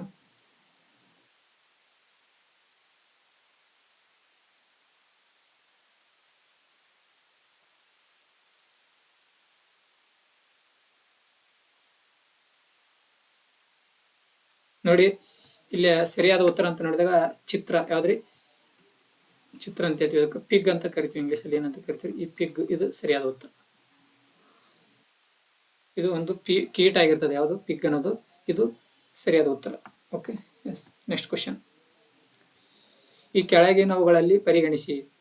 1 ಚಿಟ್ಟೆಗಳು, 2 ಮೀನು, 3 ಕಪ್ಪೆಗಳು. ಮೇಲಿನವುಗಳಲ್ಲಿ ಎಷ್ಟು ವಿಷಕಾರಿ ಪ್ರಭೇದಗಳಿವೆ? ಅಂದ್ರೆ ಈ 3 ಇವು ಕೊಟ್ಟಿದ್ದಾನೆ ಇಲ್ಲಿ ಜೀವಿಗಳು. ಅದರಲ್ಲಿ ಎಷ್ಟು ವಿಷಕಾರಿ ಪ್ರಭೇದಗಳಿವೆ? 3 ಪ್ರಭೇದಗಳದು. ಅದರಲ್ಲಿ ಎಷ್ಟು ವಿಷಕಾರಿ ಪ್ರಭೇದಗಳು ಅಂತ ಕ್ವಶನ್ ಇದೆ. ನೋಡಿ ಎಷ್ಟು ಪ್ರಭೇದಗಳು ವಿಷಕಾರಿ ಅಂತಂದು ಕಮೆಂಟ್ ಮಾಡ್ರಿ. ನೋಡಿ ಇಲ್ಲಿ 1ನೇದು ಚಿಟ್ಟೆಗಳಂತಿದೆ, 2ನೇದು ಮೀನು ಅಂತಿದೆ, 3ನೇದು ಕಪ್ಪೆಗಳಂತಿದೆ. ಇಲ್ಲಿ ಸರಿಯಾದ ಉತ್ತರ ಅಂತ ನೋಡಿದಾಗ ಎಲ್ಲಾ 3ಗಳು ಏನಾಗ್ತಾವ ಅಂತಂದ್ರೆ ವಿಷಕಾರಿ ಪ್ರಭೇದಗಳು. ಇವು ಕೂಡ ಸಣ್ಣ ಮಕ್ಕಳು ಹೇಳ್ತಾರೆ, ಏನು ಈ 3 ಏನಂತಂದ್ರೆ ವಿಷಕಾರಿ ಪ್ರಭೇದಗಳು ಅಂತಂದು. ಕೆಲವು ಜಾತಿಯ ಚಿಟ್ಟೆಗಳಲ್ಲಿ ಏನಾಗಿದೆ ಅಂತಂದ್ರೆ ವಿಷಕಾರಿ ಪ್ರಭೇದಗಳಿವೆ. ನೀವಷ್ಟೇ ತಿಳ್ಕೊಂಡಿರ್ತೀರಿ, ಏನು ನಾವು ನಾರ್ಮಲ್ ಆಗಿ ನೋಡ್ತಾ ಇರ್ತೀವಲ್ಲ ಅವು ವಿಷಕಾರಿ ಅಲ್ಲ ಅಂತಂದ. ಅದರಲ್ಲಿ ಕೆಲವು ವಿಷಕಾರಿ ಚಿಟ್ಟೆಗಳಲ್ಲಿ ಏನದ ಅಂತಂದ್ರೆ ವಿಷಕಾರಿ ಪ್ರಭೇದಗಳಿವೆ. ಅದೇ ರೀತಿ ಕೆಲವು ಜಾತಿಯ ವಿಷಕಾರಿ ಮೀನುಗಳು ಏನದ ಅಂತಂದ್ರೆ ವಿಷಕಾರಿ ಪ್ರಭೇದಗಳಿವೆ ಮೀನುಗಳಲ್ಲಿ. ಅದೇ ರೀತಿ ಕೆಲವು ಕಪ್ಪೆಗಳು ಕೂಡ ಏನಿದೆ ಅಂತಂದ್ರೆ ವಿಷಕಾರಿ ಪ್ರಭೇದಗಳಿವೆ. ಇದು ಕೂಡ ನಿಮಗೆ ನೆನಪಿಟ್ಟುಕೋಬೇಕು ನೋಡಿ. Okay, yes. ಅಂದ್ರೆ ಎಲ್ಲಾ 3 ಏನಾಗ್ತಾವ ಅಂತಂದ್ರೆ ವಿಷಕಾರಿ ಪ್ರಭೇದಗಳಿವೆ ಅಂತ ಹೇಳ್ತೀವಿ. Okay, yes. ನೆಕ್ಸ್ಟ್ ಕ್ವಶನ್, ಭಾರತಕ್ಕೆ ಸ್ಥಳೀಯ ಮರಗಳು. ಅಂದ್ರೆ ಭಾರತಕ್ಕೆ ಸ್ಥಳೀಯ ಮರಗಳು ಅಂತ ಒಂದು ಅದರಲ್ಲಿ ಎಕಾಲಜಿ ರಿಲೇಟೆಡ್ ಕ್ವಶನ್ಸ್ ಇದು. 1 ನೋಡಿ ಗೋಡಂಬಿ, 2 ಪಪ್ಪಾಯಿ, 3 ರೆಡ್ ಶಾಂಡರ್ಸ್. ಅಂದ್ರೆ ಈ 3 ಮರಗಳನ್ನು ಕೊಟ್ಟಿದ್ದಾನೆ. ಈ 3 ಮರಗಳಲ್ಲಿ ಭಾರತಕ್ಕೆ ಯಾವುದು ಸ್ಥಳೀಯವಾಗಿದೆ ಅಂತ. ಏನ್ 3ಗಳು ಸ್ಥಳೀಯವಾಗಿದಾವ, ಏನ್ 1 ಸ್ಥಳೀಯವಾಗಿದೆ, 2 ಸ್ಥಳೀಯ ಅಂತ ನೀವು ಗುರುತಿಸ್ಬೇಕಿಲ್ಲ. ನೋಡಿ ಇಲ್ಲಿ ಗೋಡಂಬಿ ಅಂತ ನೋಡ್ತೀವಿ. ಈ ಗೋಡಂಬಿಯನ್ನು ಭಾರತಕ್ಕೆ ಪರಿಚಯ ಮಾಡಿದವರು ಅಂತ ನೋಡಿದಾಗ ಯಾರು ಪರಿಚಯ ಮಾಡ್ಯಾರಿ? ಇದು ಭಾರತಕ್ಕೆ ಬ್ರೆಜಿಲ್ ನಿಂದ ತಗೊಂಡು ಬಂದಿರತಕ್ಕಂಥದ್ದು. ಎಲ್ಲಿಂದ? ಬ್ರೆಜಿಲ್. ಭಾರತಕ್ಕೆ ಬ್ರೆಜಿಲ್ ನಿಂದ ತಂದಿರತಕ್ಕಂತ ಒಂದು ಮರ ಅಂತ ಹೇಳ್ತೀವಿ. ಆದ್ರೆ ಈ ಗೋಡಂಬಿ. ಅದೇ ರೀತಿ ಪಪ್ಪಾಯಿ. ಈ ಪಪ್ಪಾಯಿನ ಎಲ್ಲಿಂದ ತಗೊಂಡ್ಬಂದಂತ ಮಧ್ಯ ಅಮೆರಿಕದಿಂದ ಏನ್ ಮಾಡಿದೆ ಅಂತಂದ್ರೆ ಆಮದು ಮಾಡಿಕೊಂಡಿದ್ದೇವೆ, ಮಧ್ಯ ಅಮೆರಿಕ. ಬಟ್ ಇದು ಇಂಡಿಯಾದಲ್ಲ, ಮಧ್ಯ ಅಮೆರಿಕ. ಆದ್ರೆ ಉಳಿದಿರೋದು ಒಂದು ಯಾವುದು? ರೆಡ್ ಶಾಂಡರ್ಸ್. ಇದು ಭಾರತದ್ದೇ, ಮೂಲತಃ ಭಾರತದೇ ಇದು. ಹಾಗಾಗಿ ಇಲ್ಲಿ ಎಷ್ಟು ಹೇಳಿಕೆಗಳು ಸರಿಯಾಗಿದೆ ಅಂತ ನೋಡಿದಾಗ ಕೇವಲ ಒಂದೇ ಒಂದು ಹೇಳಿಕೆ ಮಾತ್ರ ಏನಾಗಿದೆ ಅಂತಂದ್ರೆ ಇಲ್ಲಿ ಸರಿಯಾಗೈತಿ. Okay, yes. ನೆಕ್ಸ್ಟ್, ಈ ಕೆಳಗಿನ ವಿಮಾನ ನಿಲ್ದಾಣಗಳನ್ನು ಪರಿಗಣಿಸಿ. ಕೆಳಗಿನ ವಿಮಾನ ನಿಲ್ದಾಣಗಳನ್ನು ಪರಿಗಣಿಸಿ. 1 ನೋಡಿ ಧೋನಿ ಪೋಲೋ ವಿಮಾನ ನಿಲ್ದಾಣ ಅಂತಿದೆ. 2ನೇದು ನೋಡಿ ಕುಶಿನಗರ ಅಂತಾರಾಷ್ಟ್ರೀಯ ವಿಮಾನ ನಿಲ್ದಾಣ ಅಂತಿದೆ. 3ನೇದು ವಿಜಯವಾಡ ಅಂತಾರಾಷ್ಟ್ರೀಯ ವಿಮಾನ ನಿಲ್ದಾಣ ಅಂತಿದೆ. ಇತ್ತೀಚಿನ ದಿನಗಳಲ್ಲಿ ಯಾವುದು ಗ್ರೀನ್ ಫೀಲ್ಡ್ ಯೋಜನೆಗಾಗಿ ನಿರ್ಮಿಸಲಾಗಿದೆ? ಈ 3 ವಿಮಾನ ನಿಲ್ದಾಣಗಳಲ್ಲಿ ಇತ್ತೀಚೆಗೆ ಗ್ರೀನ್ ಫೀಲ್ಡ್ ವಿಮಾನ ಯೋಜನೆ ಅಂತಂತ ಯಾವುದು ವಿಮಾನ ನಿಲ್ದಾಣವನ್ನು ನಿರ್ಮಿಸಲಾಗಿದೆ ಅಂತಿದೆ. ಆಪ್ಷನ್ 1 ನೋಡಿ 1 ಮತ್ತು 2 ಅಂತಿದೆ. ಆಪ್ಷನ್ 2 ನೋಡಿ 2 ಮತ್ತು 3 ಅಂತಿದೆ. ಆಪ್ಷನ್ 3 ನೋಡಿ 1 ಮತ್ತು 3 ಅಂತಿದೆ. ಆಪ್ಷನ್ 4 ನೋಡಿ 1, 2, 3 ಅಂತಿದೆ. ಇಲ್ಲಿ ಸರಿಯಾದ ಉತ್ತರ 1, ಮತ್ತು 2 ಯಾವ್ದ್ರಿ ಈ 1 ಮತ್ತು 2 ಅಂತಂದ್ರ ಧೋನಿ ಪೋಲೋ ವಿಮಾನ ನಿಲ್ದಾಣ ಅಂತ ಹೇಳ್ತೀವಿ. ಈ ಧೋನಿ ಪೋಲೋ ವಿಮಾನ ನಿಲ್ದಾಣ ಇದು ಎಲ್ಲಿದೆ ಅಂತಂದ್ರೆ ಅರುಣಾಚಲ ಪ್ರದೇಶದ ಇಟಾನಗರ ಅಂತ ರಾಜಧಾನಿ ಇದೆಯಲ್ಲ, ಅರುಣಾಚಲ ಪ್ರದೇಶದ ರಾಜಧಾನಿ ಯಾವುದು? ಇಟಾನಗರದಲ್ಲಿ ಇರ್ತಕ್ಕಂಥ ಒಂದು ರಾಜಧಾನಿ ಯಾವುದು? ಧೋನಿ ಪೋಲೋ ವಿಮಾನ ನಿಲ್ದಾಣ. ಇದನ್ನ ಏನ್ ಮಾಡಿದ್ರೆ ಅಂತಂದ್ರೆ ಇತ್ತೀಚೆಗೆ ಗ್ರೀನ್ ಫೀಲ್ಡ್ ಅಂತ ಏನ್ ಮಾಡಿದ್ರೆ ಅಂತಂದ್ರೆ ವಿಮಾನ ನಿಲ್ದಾಣವಾಗಿ ಮಾಡಿದ್ದಾರೆ. ಯಾವುದು? ಧೋನಿ ಪೋಲೋ ವಿಮಾನ ನಿಲ್ದಾಣ. ಅದೇ ರೀತಿ ಕುಶಿನಗರ ವಿಮಾನ ನಿಲ್ದಾಣ ಅಂತ ಹೇಳ್ತೀವಿ. ಈ ಕುಶಿನಗರ ವಿಮಾನ ನಿಲ್ದಾಣವನ್ನು ಕೂಡ ಏನ್ ಮಾಡ್ಯಾರ ಅಂತಂದ್ರ ಇದನ್ನು ಏನ್ ಮಾಡ್ಯಾರ ಗ್ರೀನ್ ಫೀಲ್ಡ್ ವಿಮಾನ ಯೋಜನೆಯಾಗಿ ಮಾಡಿದ್ದಾರೆ. ಯಾವುದು? ಕುಶಿನಗರ ಅಂತಾರಾಷ್ಟ್ರೀಯ ವಿಮಾನ. ಇದು ಎಲ್ಲಿದೆ? ಕಮೆಂಟ್ ಮಾಡ್ರಿ. ಬಿಹಾರ್. ಕುಶಿನಗರ ಎಲ್ಲಿದೆ ಅಂತಂದ್ರೆ ಬಿಹಾರ್ ಒಳಗಡೆ ಇದೆ. ಅದೇ ರೀತಿ ವಿಜಯವಾಡ ಅಂತಾರಾಷ್ಟ್ರೀಯ ವಿಮಾನ ನಿಲ್ದಾಣ ಇದು AP ಆಂಧ್ರ ಪ್ರದೇಶ ಒಳಗಡೆ ಇದೆ. ಇದನ್ನ ಗ್ರೀನ್ ಫೀಲ್ಡ್ ಯೋಜನೆಗೆ ಏನ್ ಮಾಡಿಲ್ಲ, ಸೇರಿಸಿಲ್ಲ. ಓಕೆ, ಅಂದ್ರೆ ಇಲ್ಲಿ 1 ಮತ್ತು 2 ಸರಿ, ಇಲ್ಲಿ 3ನೇದು ತಪ್ಪು. Next question.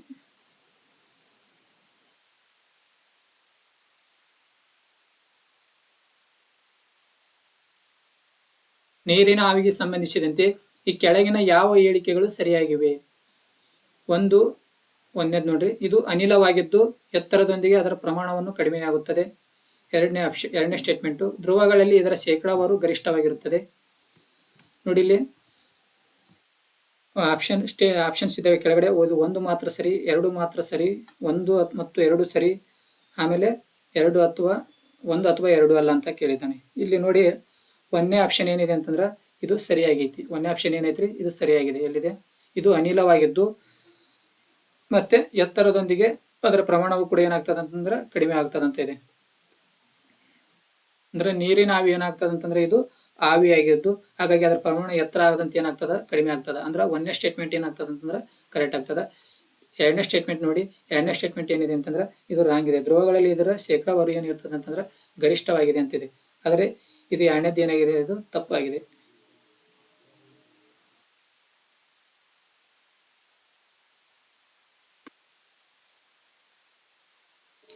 Next question. ಈ ಕೆಳಗಿನ ವಿವರಣೆಯನ್ನು ಪರಿಗಣಿಸಿ. ನೆಕ್ಸ್ಟ್ ಕ್ವಶನ್ ಏನು? ಈ ಕೆಳಗಿನ ವಿವರಣೆಯನ್ನು ಪರಿಗಣಿಸಿ ಅಂತಿದೆ. ವಾರ್ಷಿಕ ಮತ್ತು ದೈನಂದಿನ ತಾಪಮಾನದ ವ್ಯಾಪ್ತಿಯು ಕಡಿಮೆಯಾಗಿದೆ. ಅದೇ ರೀತಿ ವರ್ಷವಿಡೀ ಮಳೆಯಾಗುತ್ತದೆ. ಅದೇ ರೀತಿ ಮಳೆಯು 50 ಸೆಂಟಿಮೀಟರ್ನಿಂದ 250 ಸೆಂಟಿಮೀಟರ್ ನಡುವೆ ಬದಲಾಗುತ್ತದೆ. ಈ ರೀತಿಯ ಹವಾಮಾನ ಯಾವುದು? ಅಂದ್ರೆ ಈ ರೀತಿಯ ಹವಾಮಾನ ಯಾವ್ದಂತ ಏನು? ಸಂಭಾಜಕ ಹವಾಮಾನನು, ಅದೇ ರೀತಿ ಚೀನಾ ಪ್ರಕಾರದ ಹವಾಮಾನನು, ಅದೇ ರೀತಿ ಆರ್ದ್ರ ಉಪ ಉಷ್ಣವಲಯದ ಹವಾಮಾನನು, ಅದೇ ರೀತಿ ಸಮುದ್ರ ಪಶ್ಚಿಮ ಕರಾವಳಿಯ ಹವಾಮಾನ. ಇಲ್ಲಿ ಯಾವುದು ಉತ್ತರ ಸರಿ ಆಗ್ತದಂತ ನೋಡ್ರಿ. ಇಲ್ಲಿ ಸರಿಯಾದ ಉತ್ತರ ಡಿ ರೀ. ಅಂದ್ರ ಸಮುದ್ರ ಪಶ್ಚಿಮ ಕರಾವಳಿಯ ಹವಾಮಾನ ಇದು ಈ ರೀತಿಯ ಗುಣಲಕ್ಷಣಗಳನ್ನು ಹೊಂದಿರ್ತದೆ. ಮೇಲೆ ಹೇಳಿದನಲ್ಲ, ವಾರ್ಷಿಕ ಮತ್ತು ದೈನಂದಿನ ತಾಪಮಾನದ ವ್ಯಾಪ್ತಿಯು ಕಡಿಮೆಯಾಗಿದೆ. ವರ್ಷವಿಡೀ ಮಳೆಯಾಗುತ್ತದೆ. ಮಳೆಯು 50 ಸೆಂಟಿಮೀಟರ್ನಿಂದ ಏನಾಗ್ತದೆ ಅಂತಂದ್ರ 250 ಸೆಂಟಿಮೀಟರ್ ನಡುವೆ ಬದಲಾಗುತ್ತದೆ ಅಂತಿದೆ. ಹಾಗಾದ್ರೆ ಇಲ್ಲಿ ಸರಿಯಾದ ಉತ್ತರ ಯಾವ್ದಾಗ್ತದ್ರಿ? D. Okay, yes. Next question.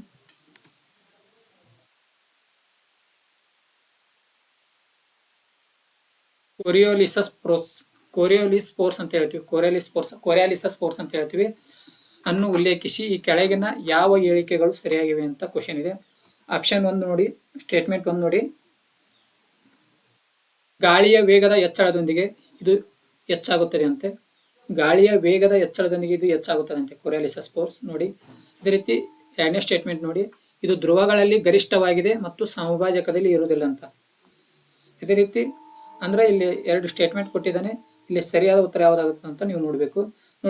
ನೋಡ್ರಿ ಇದು ಗಾಳಿಯ ವೇಗದ ಹೆಚ್ಚಳದೊಂದಿಗೆ ಇದು ಏನಾಗ್ತದೆ ಅಂತಂದ್ರೆ ಹೆಚ್ಚಾಗುತ್ತದೆ. ಇದು ಸರಿಯಾಗಿದೆ. 1ನೇ ಸ್ಟೇಟ್ಮೆಂಟ್ ಏನಿದೆ ಅಂತಂದ್ರೆ ಕರೆಕ್ಟ್ ಇದೆ. ಅದೇ ರೀತಿ ಸೆಕೆಂಡ್ ಸ್ಟೇಟ್ಮೆಂಟ್ ನೋಡಿ, ಇದು ಧ್ರುವಗಳಲ್ಲಿ ಗರಿಷ್ಠವಾಗಿದೆ ಮತ್ತು ಸಮಭಾಜಕದಲ್ಲಿ ಇರುವುದಿಲ್ಲ ಅಂತ. ತಪ್ಪು. ಸಮಭಾಜಕದಲ್ಲೇ ಜಾಸ್ತಿ ಇರ್ತದೆ, ಇದು ಧ್ರುವಗಳಲ್ಲಿ ಇರುವುದಿಲ್ಲ. ಹೌದಿಲ್ಲ? ಅಂದ್ರೆ ಸೆಕೆಂಡ್ ಸ್ಟೇಟ್ಮೆಂಟ್ ಏನಾಗ್ತದೆ ಅಂತಂದ್ರೆ ಇದು ತಪ್ಪಾಗ್ತದೆ. ಸೆಕೆಂಡ್ ಸ್ಟೇಟ್ಮೆಂಟ್ ಏನ್ರಿ? Second statement wrong, first statement correct. ಅಂದ್ರೆ ಇಲ್ಲಿ ಎಲ್ಲಿದೆ ನೋಡಿ, ಫಸ್ಟ್ 1ನೇ ಆಪ್ಷನ್ ಇದೆ, 1 ಮಾತ್ರ ಸರಿ ಅಂತ. ಇದು ಸರಿಯಾದ ಉತ್ತರ. Next question.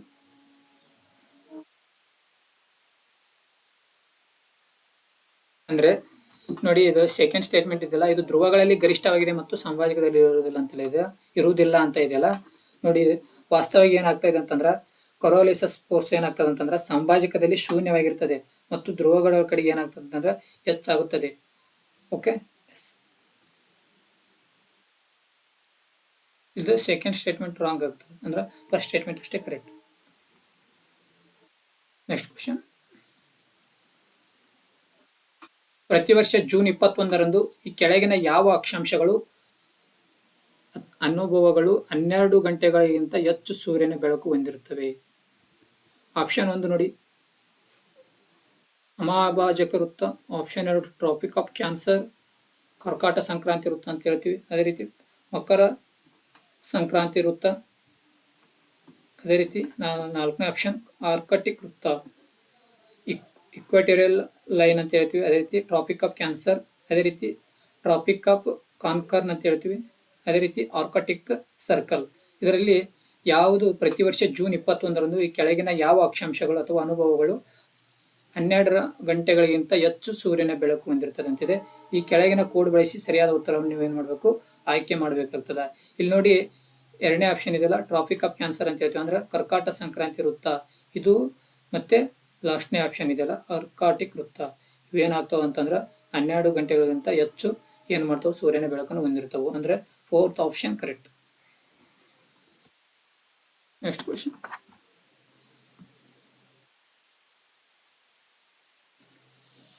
ಈ ಕೆಳಗಿನ ಪ್ರದೇಶಗಳಲ್ಲಿ ಒಂದು ಪ್ರಪಂಚದ ಅತಿ ದೊಡ್ಡ ಉಷ್ಣವಲಯದ ಪೀಟ್ಲ್ಯಾಂಡ್ ಅನ್ನು ಹೊಂದಿದೆ. ಇದು ಪಳವಳಿಕೆ ಇಂಧನಗಳಿಂದ ಸುಮಾರು 3 ವರ್ಷಗಳ ಮೌಲ್ಯದ ಜಾಗತಿಕ ಇಂಗಾಲದ ಹೊರಸೂಸುವಿಕೆಯನ್ನು ಹೊಂದಿದೆ ಮತ್ತು ಸಂಭವನೀಯ ವಿನಾಶವು ಜಾಗತಿಕ ಹವಾಮಾನದ ಮೇಲೆ ಹಾನಿಕಾರಕ ಪರಿಣಾಮವನ್ನು ಬೀರಬಹುದು.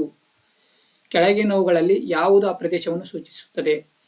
ನೋಡಿ, 1ನೇದು ಅಮೆಜಾನ್ ಜಲಾಯನ ಪ್ರದೇಶ ಅಂತಿದೆ, 2ನೇದು ಕಾಂಗೋ ಜಲಾಯನ ಪ್ರದೇಶ ಅಂತಿದೆ, 3ನೇದು ಕಿಕೋರಿ ಜಲಾಯನ ಪ್ರದೇಶ ಅಂತಿದೆ, 4ನೇದು ರಿಯೋ ಡಿ ಲಾ ಫ್ಲಾಟ್ ಬೇಸಿನ್ ಅಂತಿದೆ. ಇಲ್ಲಿ ಸರಿಯಾದ ಉತ್ತರ ಕಾಂಗೋ ಜಲಾಯನ ಪ್ರದೇಶ, ಇದು ಅದನ್ನು ಸೂಚಿಸುತ್ತದೆ. Next question. ಅನೇಕ ಗ್ರಾಹಕ ಉತ್ಪನ್ನಗಳ ತಯಾರಿಕೆಯಲ್ಲಿ ಬಳಸಲಾಗುವ ಪರ್ಪಲೋರ್ ಅಲ್ಕಿಲ್ ಮತ್ತು ಪಾಲಿಫ್ಲೋರೋ ಅಲ್ಕಲೈಲ್ ಕೆಮಿಸ್ಟ್ರಿಗೆ ಸಂಬಂಧಪಟ್ಟಂತ ಕ್ವಶನ್ ಇದು. ಅನೇಕ ಗ್ರಾಹಕ ಉತ್ಪನ್ನಗಳ ತಯಾರಿಕೆಯಲ್ಲಿ ಬಳಸಲಾಗುವ ಪರ್ಪಲೋರ್ ಅಲ್ಕಲಿಕ್ ಮತ್ತು ಪಾಲಿಫ್ಲೋರೋ ಅಲ್ಕಲೈಲ್ ಪದಾರ್ಥಗಳನ್ನು ಉಲ್ಲೇಖಿಸಿ ಈ ಕೆಳಗಿನ ಹೇಳಿಕೆಗಳನ್ನು ಪರಿಗಣಿಸಿ ಅಂತಿದೆ. 1ನೇ ಸ್ಟೇಟ್ಮೆಂಟ್ ನೋಡಿ, ಕುಡಿಯುವ ನೀರಿನ ಆಹಾರ ಮತ್ತು ಆಹಾರ ಪ್ಯಾಕೇಜಿಂಗ್ಗಳ ವಸ್ತುಗಳಲ್ಲಿ PFAS ವ್ಯಾಪಕವಾಗಿ ಕಂಡುಬರುತ್ತದೆ ಅಂತ. ಅದೇ ರೀತಿ ನೋಡಿ, ಸೆಕೆಂಡ್ ಸ್ಟೇಟ್ಮೆಂಟ್, ಪರಿಸರದಲ್ಲಿ PFAS ಸುಲಭವಾಗಿ ಹಾಳಾಗುವುದಿಲ್ಲ. ಥರ್ಡ್ ಸ್ಟೇಟ್ಮೆಂಟ್, PFASಗೆ ನಿರಂತರವಾಗಿ ಒಡ್ಡಿಕೊಳ್ಳುವುದರಿಂದ ಪ್ರಾಣಿಗಳ ದೇಹದಲ್ಲಿ ಜೈವಿಕ ಶೇಖರಣೆಗೆ ಕಾರಣವಾಗಬಹುದು. ಇಲ್ಲಿ ಯಾವ ಸ್ಟೇಟ್ಮೆಂಟ್ ಕರೆಕ್ಟ್ ಆಗ್ತದೆ ಅಂತ ನೋಡಿದಾಗ ಇಲ್ಲಿ 3 ಸ್ಟೇಟ್ಮೆಂಟ್ಗಳು ಏನಾಗ್ತವೆ ಅಂತಂದ್ರೆ ಸರಿಯಾದ ಉತ್ತರ ಆಗ್ತವೆ. ಯಾವ್ದ್ರಿ? 3 ಸ್ಟೇಟ್ಮೆಂಟ್ಗಳು ಸರಿಯಾದ ಉತ್ತರ ಆಗ್ತವೆ.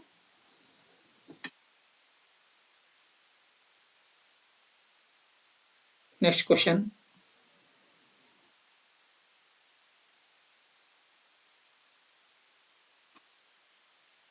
ಈ ಕೆಳಗಿನವುಗಳನ್ನು ಪರಿಗಣಿಸಿ 1ನೇದು ನೋಡಿ, 1ನೇ ಸ್ಟೇಟ್ಮೆಂಟ್ ಏನಿದೆ ಅಂತಂದ್ರೆ ಕ್ಯಾರ್ಬಿಡ್ ಜಿರುಂಡೆಗಳು ಅಂತಿದೆ, 2ನೇದು ಶತಪದಿಗಳು ಅಂತಿದೆ, 3 ಪ್ಲೈಸ್ ಅಂತಿದೆ, 4 ಗೆದ್ದಲುಗಳಂತಿದೆ, 5 ಖನಿಜಗಳಂತಿದೆ. ಓಕೆ, ಈ ಮೇಲಿನ ಎಷ್ಟು ರೀತಿಯ ಜೀವಿಗಳಲ್ಲಿ ಪ್ಯಾರಾಸಿಟೈಡ್ ಪ್ರಭೇದಗಳು ಕಂಡುಬರುತ್ತವೆ? ಇವು ಜೀವಿಗಳು, ಇದರಲ್ಲಿ ಎಷ್ಟು ಜೀವಿಗಳಲ್ಲಿ ಪ್ಯಾರಾಸೈಟ್ ಪ್ರಭೇದಗಳು ಕಂಡುಬರ್ತವೆ ಅಂತಂದು ನೀವು ಕಂಡುಹಿಡಿಬೇಕು. ಹಾಗಾದ್ರೆ ನೋಡಿ, 1ನೇದ್ದು ಕೇವಲ 2 ಜೋಡಿ, ಕೇವಲ 3, ಕೇವಲ 4, ಕೇವಲ 5 ಅಂತಿದೆ. ಇಲ್ಲಿ ಸರಿಯಾದ ಉತ್ತರ ಅಂತ ನೋಡಿದಾಗ ಕೇವಲ 3 ಜೋಡಿಗಳಲ್ಲಿ. ಯಾವ್ರಿ? ಕೇವಲ 3 ಜೋಡಿಗಳಲ್ಲಿ. Option 2 is the correct. ಯಾವ 3 ಅಂತ ನೋಡಿದಾಗ, 1 ಕ್ಯಾರ್ಬಿಡ್ ಜಿರುಂಡೆಗಳು, 2ನೇದ್ದು ಪ್ಲೈಸ್, 3ನೇದ್ದು ಕಣಜಗಳು. ಈ 3 ಜೀವಿಗಳಲ್ಲಿ ಏನಾಗ್ತಾವ ಅಂತಂದ್ರೆ ಪ್ಯಾರಾಸಿಟೈಡ್ ಪ್ರಭೇದಗಳು ಕಂಡು ಬರ್ತವೆ. ಎಲ್ರಿ? ಕ್ಯಾರ್ಬಿಡ್ ಜಿರುಂಡೆಗಳು, ಫ್ಲೈಸ್ ಮತ್ತು ಕಣಜಗಳಲ್ಲಿ ಏನಾಗ್ತಾವ ಅಂತಂದ್ರೆ ಪ್ಯಾರಾಸಿಟೈಡ್ ಪ್ರಭೇದಗಳು ಕಂಡು ಬರ್ತವೆ. ಓಕೆ, ಅಂದ್ರೆ second option is correct. Next question ನೋಡಿ, ಕೆಳಗಿನ ಸಸ್ಯಗಳನ್ನು ಪರಿಗಣಿಸಿ. ಒಂದನೇದು ನೋಡ್ರಿ ನೆಲಗಡ್ಲೆ ಅಂತಿದೆ, ಎರಡನೇದು ನೋಡ್ರಿ ಕುದುರೆ ಗ್ರಾಮ್ ಅಂತಿದೆ, ಮೂರನೇದು ಸೋಯಾಬೀನ್ ಅಂತಿದೆ. ಇವುಗಳಲ್ಲಿ ಎಷ್ಟು ಮಂದಿ ಏನ್ರಿ ಬಟಾಣಿ ಕುಟುಂಬಕ್ಕೆ ಸೇರಿದವರು ಅಂತಿದೆ ನೋಡಿ. ಬಟಾಣಿ ಕುಟುಂಬಕ್ಕೆ ಸೇರಿದವರು ಅಂತಿದೆ ನೋಡಿ. ಒಂದನೇದು ಗ್ರೌಂಡ್ ನೆಟ್, ಎರಡನೇದು ಆರ್ಸ್ ಗ್ರಾಮ್, ಮೂರನೇದು ಸೋಯಾಬೀನ್. ಅಂದ್ರೆ ಫ್ಲೀ ಅಂದ್ರೆ ಇದು ಬಟಾಣಿ ಕುಟುಂಬ ಅಂದ್ರೆ ಪಿ ಫ್ಯಾಮಿಲಿ ಅಂತ ಹೇಳ್ತೀವಿ. ಬಟಾಣಿ ಅಂದ್ರೆ ಏನ್ರಿ ಪಿ ಪ್ಲಾಂಟ್ ಅಂತ ಹೇಳ್ತೀವಿ. ಅಂದ್ರೆ ಈ ಬಟಾಣಿ ಕುಟುಂಬಕ್ಕೆ ಅಂದ್ರೆ ಪಿ ಫ್ಯಾಮಿಲಿಗೆ ಸಂಬಂಧಪಟ್ಟಂತವ್ರು ಎಷ್ಟು ಜನ? ಹೌದಾ? ಹಾಗಾದ್ರೆ ನೆಲಗಡ್ಲೆ ಅನ್ನೋದು ಇದು ಕೂಡ ಪ್ಯಾಬೇಶಿಯಾ. ಇದು ಪಿ ಅಂತ ಒಂದು, ಇದಕ್ಕೆ ಇಂಗ್ಲಿಷ್ ಅಲ್ಲಿ ಪಿ ಅಂತ ಕರಿತೀವಿ ಬಟಾಣಿಗೆ. ಈ ಬಟಾಣಿ ಕುಟುಂಬಕ್ಕೆ ಸೇರಿರ್ತಕ್ಕಂಥವ್ರು. ಈ ಬಟಾಣಿ ಯಾವ ಫ್ಯಾಮಿಲಿಗೆ ಸೇರೈತೆ ಅಂತಂದ್ರ ಪ್ಯಾಬೇಶಿಯಾ ಫ್ಯಾಮಿಲಿ ಸೇರೈತಿ. ಯಾವುದು? ಪ್ಯಾಬೇಶಿಯಾ ಫ್ಯಾಮಿಲಿಗೆ ಸೇರ್ತಕ್ಕಂಥ ಯಾವ್ದು ಅಂತ ನೋಡಿದಾಗ ಈ ಪಿ ಅಂತ ಹೇಳ್ತೀವಿ. ಹಾಗಾದ್ರೆ ಇಲ್ಲಿ ಪ್ಯಾಬೇಶಿಯಾ ಫ್ಯಾಮಿಲಿಗೆ ಸೇರ್ತಕ್ಕಂಥ ನೋಡಿದಾಗ ಒಂದು ಗ್ರೌಂಡ್ ನೆಟ್, ಎರಡನೇದು ಆರ್ಸ್ ಗ್ರಾಮು, ಮೂರನೇದು ಸೋಯಾಬೀನ್. ಇವು ಕೂಡ ಮೂರು ಏನಾಗ್ತಾವ ಅಂತಂದ್ರೆ ಪ್ಯಾಬೇಶಿಯಾ ಫ್ಯಾಮಿಲಿಗೆ ಸೇರಿರ್ತಕ್ಕಂಥ ಮೂರು ಸಸ್ಯಗಳಂತ ಹೇಳ್ತೀವಿ. ಸಸ್ಯ ಜಾತಿಯ ವರ್ಗಗಳಂತ ಹೇಳ್ತೀವಿ. ಯಾವ್ದ್ರಿ? ನೆಲಗಡ್ಲೆ, ಕುದುರೆಗ್ರಾಮ್, ಸೋಯಾಬೀನ್. ಯಾವ ಫ್ಯಾಮಿಲಿ? ಪ್ಯಾಬೇಶಿಯಾ ಫ್ಯಾಮಿಲಿ.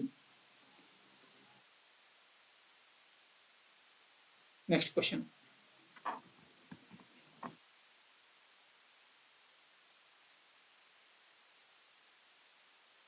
ಈ ಕೆಳಗಿನ ಹೇಳಿಕೆಗಳನ್ನು ಪರಿಗಣಿಸಿ. ಸ್ಟೇಟ್ಮೆಂಟ್ 1 ನೋಡಿ. ಹೇಳಿಕೆ 1, ಭಾರತೀಯ ಫ್ಲೈಯಿಂಗ್ ಫ್ಲಾಕ್ಸ್ ಅನ್ನು ವೈಲ್ಡ್ ಲೈಫ್ ಪ್ರೊಟೆಕ್ಷನ್ ಕಾಯ್ದೆ 1972ರಲ್ಲಿ ಕ್ರಿಮಿ ಕೀಟ ವರ್ಗದ ಅಡಿಯಲ್ಲಿ ಇರಿಸಲಾಗಿದೆ ಅಂತ ಇದೆ. ಅದೇ ರೀತಿ ಸ್ಟೇಟ್ಮೆಂಟ್ 2 ನೋಡಿ. ಭಾರತೀಯ ಹಾರುವ ನರಿ ಇತರ ಪ್ರಾಣಿಗಳನ್ನು ರಕ್ತವನ್ನು ತಿನ್ನುತ್ತದೆ. ಇಲ್ಲಿ 100% ಅಂತಿದೆ ನೋಡಿಲೆ. ಫಸ್ಟ್ ಸ್ಟೇಟ್ಮೆಂಟ್ ಏನಿದೆ ಅಂತಂದ್ರೆ ಇದು ಸರಿಯಾಗಿದೆ ನೋಡ್ರಿ. ನೋಡಿ, ಒಂದನೇ ಸ್ಟೇಟ್ಮೆಂಟ್ ಏನಾಗಿದೆ ಅಂತಂದ್ರೆ ಇದು ಸರಿ ಇದೆ. ಒಂದನೇ ಸ್ಟೇಟ್ಮೆಂಟ್ ಏನಿದೆ ಅಂತಂದ್ರೆ ಕರೆಕ್ಟ್ ಇದೆ. ಭಾರತೀಯ ಫ್ಲೈಯಿಂಗ್ ಫ್ಲಾಕ್ಸ್ ಅನ್ನು ವೈಲ್ಡ್ ಲೈಫ್ ಪ್ರೊಟೆಕ್ಷನ್ ಕಾಯ್ದೆ 1972ರಲ್ಲಿ ಏನ್ ಮಾಡಿದೆ ಅಂತಂದ್ರೆ ಇದನ್ನ ಕ್ರಿಮಿ ಕೀಟದ ವರ್ಗದ ಅಡಿಯಲ್ಲಿ ಏನ್ ಮಾಡಿದ್ರು ಅಂತಂದ್ರೆ ಇದನ್ನ ಒಂದು ಸ್ಥಾನವನ್ನು ಕೊಟ್ಟಿದ್ದಾರೆ. ಯಾವುದಕ್ಕೆ? Flying flax. ಓಕೆ. ಅದೇ ರೀತಿ ಸೆಕೆಂಡ್ ಆಪ್ಷನ್ ನೋಡಿ. ಭಾರತೀಯ ಹಾರುವ ನರಿ ಇತರ ಪ್ರಾಣಿಗಳನ್ನು ರಕ್ತವನ್ನು ಇದು ತಿನ್ನುತ್ತದೆ ಅಂತ. ಇಲ್ಲ, ತಪ್ಪು, ತಿನ್ನುವುದಿಲ್ಲ.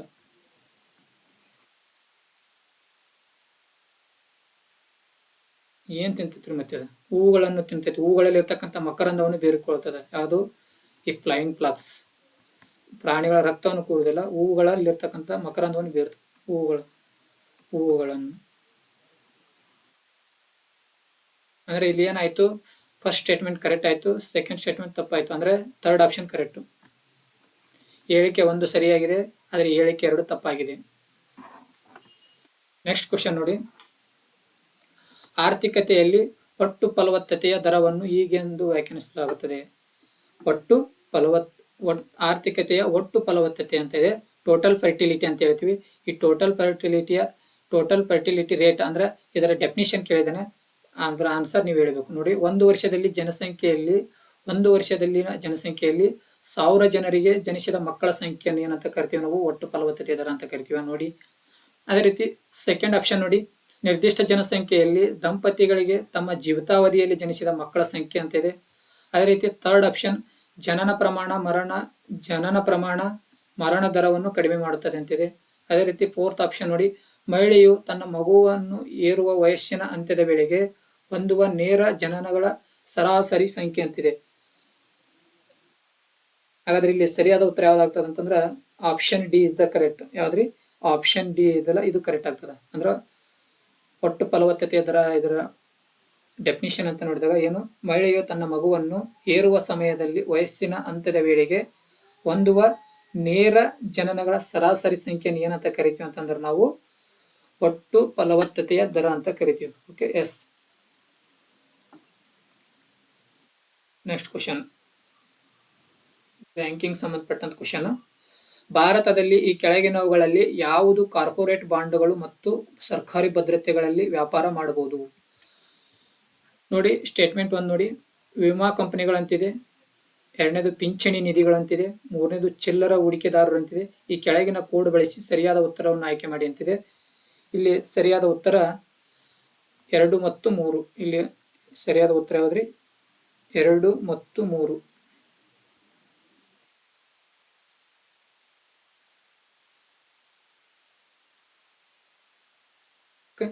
Next question.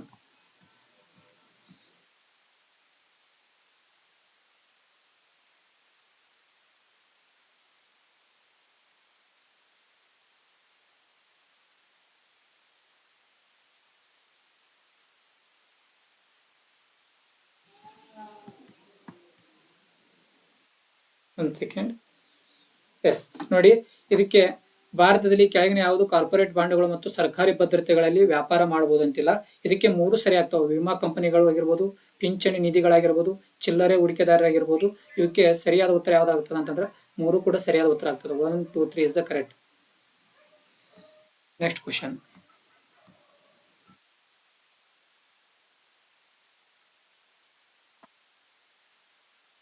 Next question. ಕೆಳಗಿನಗಳನ್ನು ಪರಿಗಣಿಸಿ. ವಿನಿಮಯ ವಹಿವಾಟು ನಿಧಿಗಳು EFT ಅಂತ ಹೇಳ್ತೀವಿ. ಮೋಟಾರ್ ವಾಹನ ಒಂದನೇದ್ದು ವಿನಿಮಯ ವಹಿವಾಟು ನಿಧಿಗಳು ಅಂತಿದೆ. ವಿನಿಮಯ ವಹಿವಾಟು ನಿಧಿಗಳು ETF. ಸೆಕೆಂಡ್ ನೋಡಿ ಮೋಟಾರ್ ವಾಹನಗಳು ಅಂತಿದೆ. ಥರ್ಡ್ ಕರೆನ್ಸಿ ವಿನಿಮಯ. ಮೇಲಿನ ಯಾವುದನ್ನು ಹಣಕಾಸು ಸಾಧನವೆಂದು ಪರಿಗಣಿಸಲಾಗಿದೆ ಅಂತಿದೆ. ಇಲ್ಲಿ 1 ಮತ್ತು 3 2 ಅಲ್ರಿ, ಮೋಟಾರ್ ವಾಹನಗಳೆಲ್ಲ ಓನ್ಲಿ ವಿನಿಮಯ ವಹಿವಾಟು ನಿಧಿಗಳು ಮತ್ತು ಕರೆನ್ಸಿ ವಿನಿಮಯ ಅಂದ್ರೆ 1, 3 ಅಲ್ಲಿ ನೋಡಿ. Option 4 is the correct. Yes, ಇಲ್ಲಿ ಒಂದು ಕ್ವಶನ್ ಹಂಗೆ ಉಳಿದಿದೆ.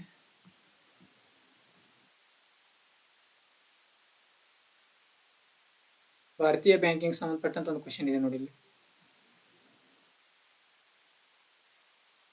ಎಸ್, ಭಾರತೀಯ ಬ್ಯಾಂಕಿಂಗ್ ಸಂಬಂಧಪಟ್ಟಂತ ಕ್ವಶನ್ ಐತಿ ನೋಡಿ. ಭಾರತದಲ್ಲಿ ಬ್ಯಾಂಕಿಂಗ್ ಅಲ್ಲದ ಹಣಕಾಸು ಕಂಪನಿಗಳು ಭಾರತೀಯ ರಿಸರ್ವ್ ಬ್ಯಾಂಕ್ನ ಲಿಕ್ವಿಡಿಟಿ ಅಡ್ಜಸ್ಟ್ಮೆಂಟ್ ಫೆಸಿಲಿಟಿ ವಿಂಡೋವನ್ನು ಪ್ರವೇಶಿಸಬಹುದು. ಆಪ್ಷನ್ 2 ನೋಡಿ, ಭಾರತದಲ್ಲಿ ವಿದೇಶಿ ಸಾಂಸ್ಥಿಕ ಹೂಡಿಕೆದಾರರು ಸರ್ಕಾರಿ ಭದ್ರತೆಗಳನ್ನು ಹಿಡಿದಿಟ್ಟುಕೊಳ್ಳಬಹುದು. ಅದೇ ರೀತಿ ಥರ್ಡ್ ನೋಡಿ, ಭಾರತದಲ್ಲಿ ಸ್ಟಾಕ್ ಎಕ್ಸ್ಚೇಂಜ್ಗಳು ಸಾಲಗಳಿಗೆ ಪ್ರತ್ಯೇಕ ವ್ಯಾಪಾರ ವೇದಿಕೆಗಳನ್ನು ನೀಡಬಹುದು. ಮೇಲಿನ ಹೇಳಿಕೆಗಳಲ್ಲಿ ಎಷ್ಟು ಸರಿಯಾಗಿವೆ ಅಂತಿದೆ. ಇಲ್ಲಿ 2 ಮತ್ತು 3 ಮಾತ್ರ ಸರಿಯಾಗಿದೆ. 4th option is correct. ಫಸ್ಟ್ನೇ ಸ್ಟೇಟ್ಮೆಂಟ್ ಐತಿಲ್ಲ, ಇದು ರಾಂಗ್ ಇದೆ. 2ನೇ ಸ್ಟೇಟ್ಮೆಂಟ್ ಮತ್ತು 3ನೇ ಸ್ಟೇಟ್ಮೆಂಟ್ ಏನು ಅಂತಂದ್ರೆ ಕರೆಕ್ಟ್ ಇದೆ. Okay, next question. ಭಾರತೀಯ ಆರ್ಥಿಕ ವಲಯಗಳನ್ನು ಉಲ್ಲೇಖಿಸಿ ಈ ಕೆಳಗಿನ ಜೋಡಿಗಳನ್ನು ಪರಿಗಣಿಸಬೇಕು. ನೋಡಿ, ಹಾಗಾದ್ರೆ ಆರ್ಥಿಕ ಚಟುವಟಿಕೆ ವಲಯ ಅಂತಿದೆ. ಈ ಕಡೆ ಕೆಳಗಡೆ ಆರ್ಥಿಕ ಚಟುವಟಿಕೆ ಕೊಟ್ಟಿದ್ದಾನೆ, ಈ ಸೈಡು ಈ ಕಡೆ ವಲಯಗಳನ್ನು ಕೊಟ್ಟಿದ್ದಾನೆ. ಒಂದೇದು ನೋಡಿ, ಕೃಷಿ ಉತ್ಪನ್ನಗಳ ಸಂಗ್ರಹ ಅಂತಿದೆ. ಕೃಷಿ ಉತ್ಪನ್ನಗಳ ಸಂಗ್ರಹ ಇದು ಯಾವ ವಲಯಕ್ಕೆ ಸಂಬಂಧಪಡ್ತದೆ? ಇದು ದ್ವಿತೀಯ ವಲಯಕ್ಕೆ ಸಂಬಂಧಪಡ್ತೈತೆ ನೋಡಿ. ಅದೇ ರೀತಿ ಡೈರಿ ಫಾರ್ಮ್ ಅಂತಿದೆ. ಈ ಡೈರಿ ಫಾರ್ಮ್ ಅನ್ನು ನೋಡಿ, ಡೈರಿ ಫಾರ್ಮ್ ಪ್ರಾಥಮಿಕ ವಲಯ ಅಂತ ಕೊಟ್ಟಾನ. ಅದೇ ರೀತಿ ಖನಿಜ ಪರಿಶೋಧನೆ ಅಂತ ಕೊಟ್ಟಾನ, ಇದು ತೃತೀಯ ವಲಯ ಅಂತ ಕೊಟ್ಟಾನ. ಅದೇ ರೀತಿ ನೇಯ್ಗೆ ಬಟ್ಟೆ ಅಂತ ಕೊಟ್ಟಾನ, ಇಲ್ಲಿ ಇದು ದ್ವಿತೀಯ ಅಂತ ಕೊಟ್ಟಾನ. ಇಲ್ಲಿ ಎಷ್ಟು ಜೋಡಿಗಳು ಸರಿಯಾಗಿದೆ ಅಂತ ನೋಡಿದಾಗ ನೋಡಿ, ಮೊದಲ ಇದನ್ನ ಮಾಡೋಣ. ಕೃಷಿ ಉತ್ಪನ್ನಗಳ ಸಂಗ್ರಹಣೆ ಸೆಕೆಂಡರಿ ಅಂತ ಕೊಟ್ಟಾನ, ಇದು ತಪ್ಪು. ಇದು ಯಾವ ವಲಯದಲ್ಲಿ ಬರ್ತದೆ ಹೇಳ್ರಿ ನೋಡೋಣ. ಯಾವುದು ಕೃಷಿ ಉತ್ಪನ್ನಗಳ ಸಂಗ್ರಹಣೆ ಅನ್ನೋದು ಇದು ಯಾವ ವಲಯದಲ್ಲಿ ಬರ್ತದೆ ಅಂತ ನೋಡಿದಾಗ ತೃತೀಯ ವಲಯದಲ್ಲಿ ಬರ್ತದೆ. ಎಷ್ಟು ಯಾವ ವಲಯದಲ್ಲಿ ಬರ್ತದ್ರಿ? ಈ ತೃತೀಯ ವಲಯದಲ್ಲಿ ಬರ್ತದ. ತೃತೀಯ ವಲಯ ಅಂತ ಹೇಳ್ತೀವಿ. ಯಾವ ವಲಯ? ತೃತೀಯ ವಲಯದಲ್ಲಿ ಬರ್ತದ. ಇದು ಹಾಗಾದ್ರೆ 1ನೇ ಸ್ಟೇಟ್ಮೆಂಟ್ ಏನಾಯ್ತು? ಇದು ತಪ್ಪಾಯ್ತು. ಅದೇ ರೀತಿ ಡೈರಿ ಫಾರ್ಮ್ ಅಂತ ಕೊಟ್ಟಿದ್ದಾರೆ. ಈ ಡೈರಿ ಫಾರ್ಮ್ ಅನ್ನೋದು ಇದು ಮೊದಲನೇ ವಲಯದಲ್ಲಿ ಬರ್ತದೆ, ಇದು ಸರಿಯಾಗಿದೆ. Okay, yes. ನೆಕ್ಸ್ಟ್ ಖನಿಜ ಪರಿಶೋಧನೆ ಅಂತ ಇದೆ. ಖನಿಜ ಪರಿಶೋಧನೆ ಅನ್ನೋದು ಇದು ತೃತೀಯ ವಲಯದಲ್ಲಿ ಬರುತ್ತೆ, ಇದು ಕರೆಕ್ಟ್ ಆಗಿದೆ. ಅದೇ ರೀತಿ ಲಾಸ್ಟ್ ನೋಡಿ, ನೇಯ್ಗೆ ಬಟ್ಟೆ ಅಂತ ಕೊಟ್ಟಿದ್ದಾನೆ. ನೇಯ್ಗೆ ಬಟ್ಟೆ ಕೂಡ ಏನು ಕೊಟ್ಟಿದ್ದಾನೆ? ಸೆಕೆಂಡರಿ ಅಂತ ಕೊಟ್ಟಿದ್ದಾನೆ.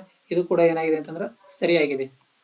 ನೇಯ್ಗೆ ಬಟ್ಟೆ ಅನ್ನೋದು ಕೂಡ ಸರಿಯಾಗಿದೆ. ಅಂದ್ರೆ ಇಲ್ಲಿ ಎಷ್ಟು ಜೋಡಿಗಳು ಸರಿಯಾದ ಅಂತ ನೋಡಿದಾಗ 3 ಜೋಡಿಗಳು ಸರಿಯಾದವು. ಅಂದ್ರೆ answer option 3 is the correct. ಒಂದೇದಷ್ಟ ತಪ್ಪಾಗಿದೆ. ಕೃಷಿ ಉತ್ಪನ್ನಗಳ ಸಂಗ್ರಹ ಎಲ್ಲಿ ಬರ್ಬೇಕಾಯ್ತು ಅಂತಾರೆ? ಅದು ಕೂಡ ತೃತೀಯ ವಲಯದಲ್ಲಿ ಬರಬೇಕಾಗಿತ್ತು. ಅಲ್ಲಿ ಏನು ಕೊಟ್ಟಿದ್ದಾನೆ? ದ್ವಿತೀಯ ವಲಯ ಕೊಟ್ಟಿದ್ದಾನೆ. ಹಾಗಾಗಿ 1ನೇ ಸ್ಟೇಟ್ಮೆಂಟ್ ಏನಾಗ್ತದೆ? ರಾಂಗ್ ಆಗ್ತದೆ. Okay, yes. Next question. ಈ ಕೆಳಗಿನ ವಸ್ತುಗಳನ್ನು ಪರಿಗಣಿಸಿ.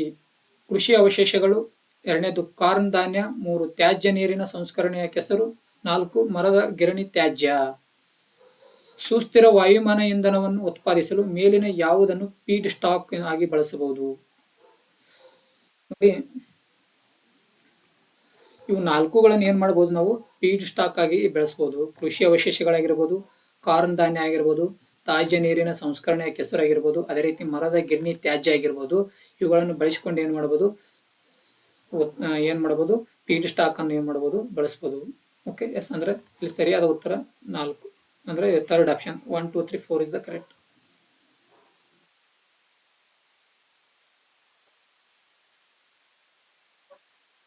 ನೆಕ್ಸ್ಟ್ ಕ್ವಶನ್ ನೋಡಿ. ಭಾರತೀಯ ಆರ್ಥಿಕತೆಯಲ್ಲಿ ಭೌತಿಕ ಬಂಡವಾಳವನ್ನು ಉಲ್ಲೇಖಿಸಿ ಈ ಕೆಳಗಿನ ಜೋಡಿಗಳನ್ನು ಪರಿಗಣಿಸಿದೆ. ವಸ್ತುಗಳು ಈ ಕಡೆ ವರ್ಗ ಕೊಟ್ಟಿದ್ದಾನೆ.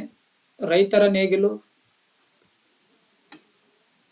ಕಾರ್ಯವಾಹಿ ಬಂಡವಾಳ, ಕಂಪ್ಯೂಟರ್ ಸ್ಥಿರ ಬಂಡವಾಳ, ನೇಕಾರರು ಬಳಸುವ ನೂಲು ಸ್ಥಿರ ಬಂಡವಾಳ, ಪೆಟ್ರೋಲ್ ಕಾರ್ಯವಾಹಿ ಬಂಡವಾಳ ಅಂತಿದೆ. ಈ ಕೆಳಗಿನ ಜೋಡಿಗಳಲ್ಲಿ ಅಂದ್ರೆ ಎಷ್ಟು ಜೋಡಿಗಳು ಸರಿಯಾಗಿ ಹೊಂದಾಣಿಕೆ ಆಗುತ್ತವೆ ಅಂತ ನೀವು ನೋಡಬೇಕು. ನೋಡಿ ಇಲ್ಲಿ ಎಷ್ಟು ಜೋಡಿಗಳು ಸರಿ ಆಗ್ತವೆ ಅಂತ ನೋಡಿದಾಗ ಕೇವಲ 3 ಜೋಡಿಗಳು ಮಾತ್ರ ಸರಿ ಆಗ್ತವೆ. ಎಷ್ಟು ಜೋಡಿಗಳ್ರಿ? ಕೇವಲ 3 ಜೋಡಿಗಳು ಮಾತ್ರ ಏನಾಗ್ತವೆ ಅಂತಂದ್ರೆ ಸರಿ ಆಗ್ತಾವು. Okay, yes. Next question.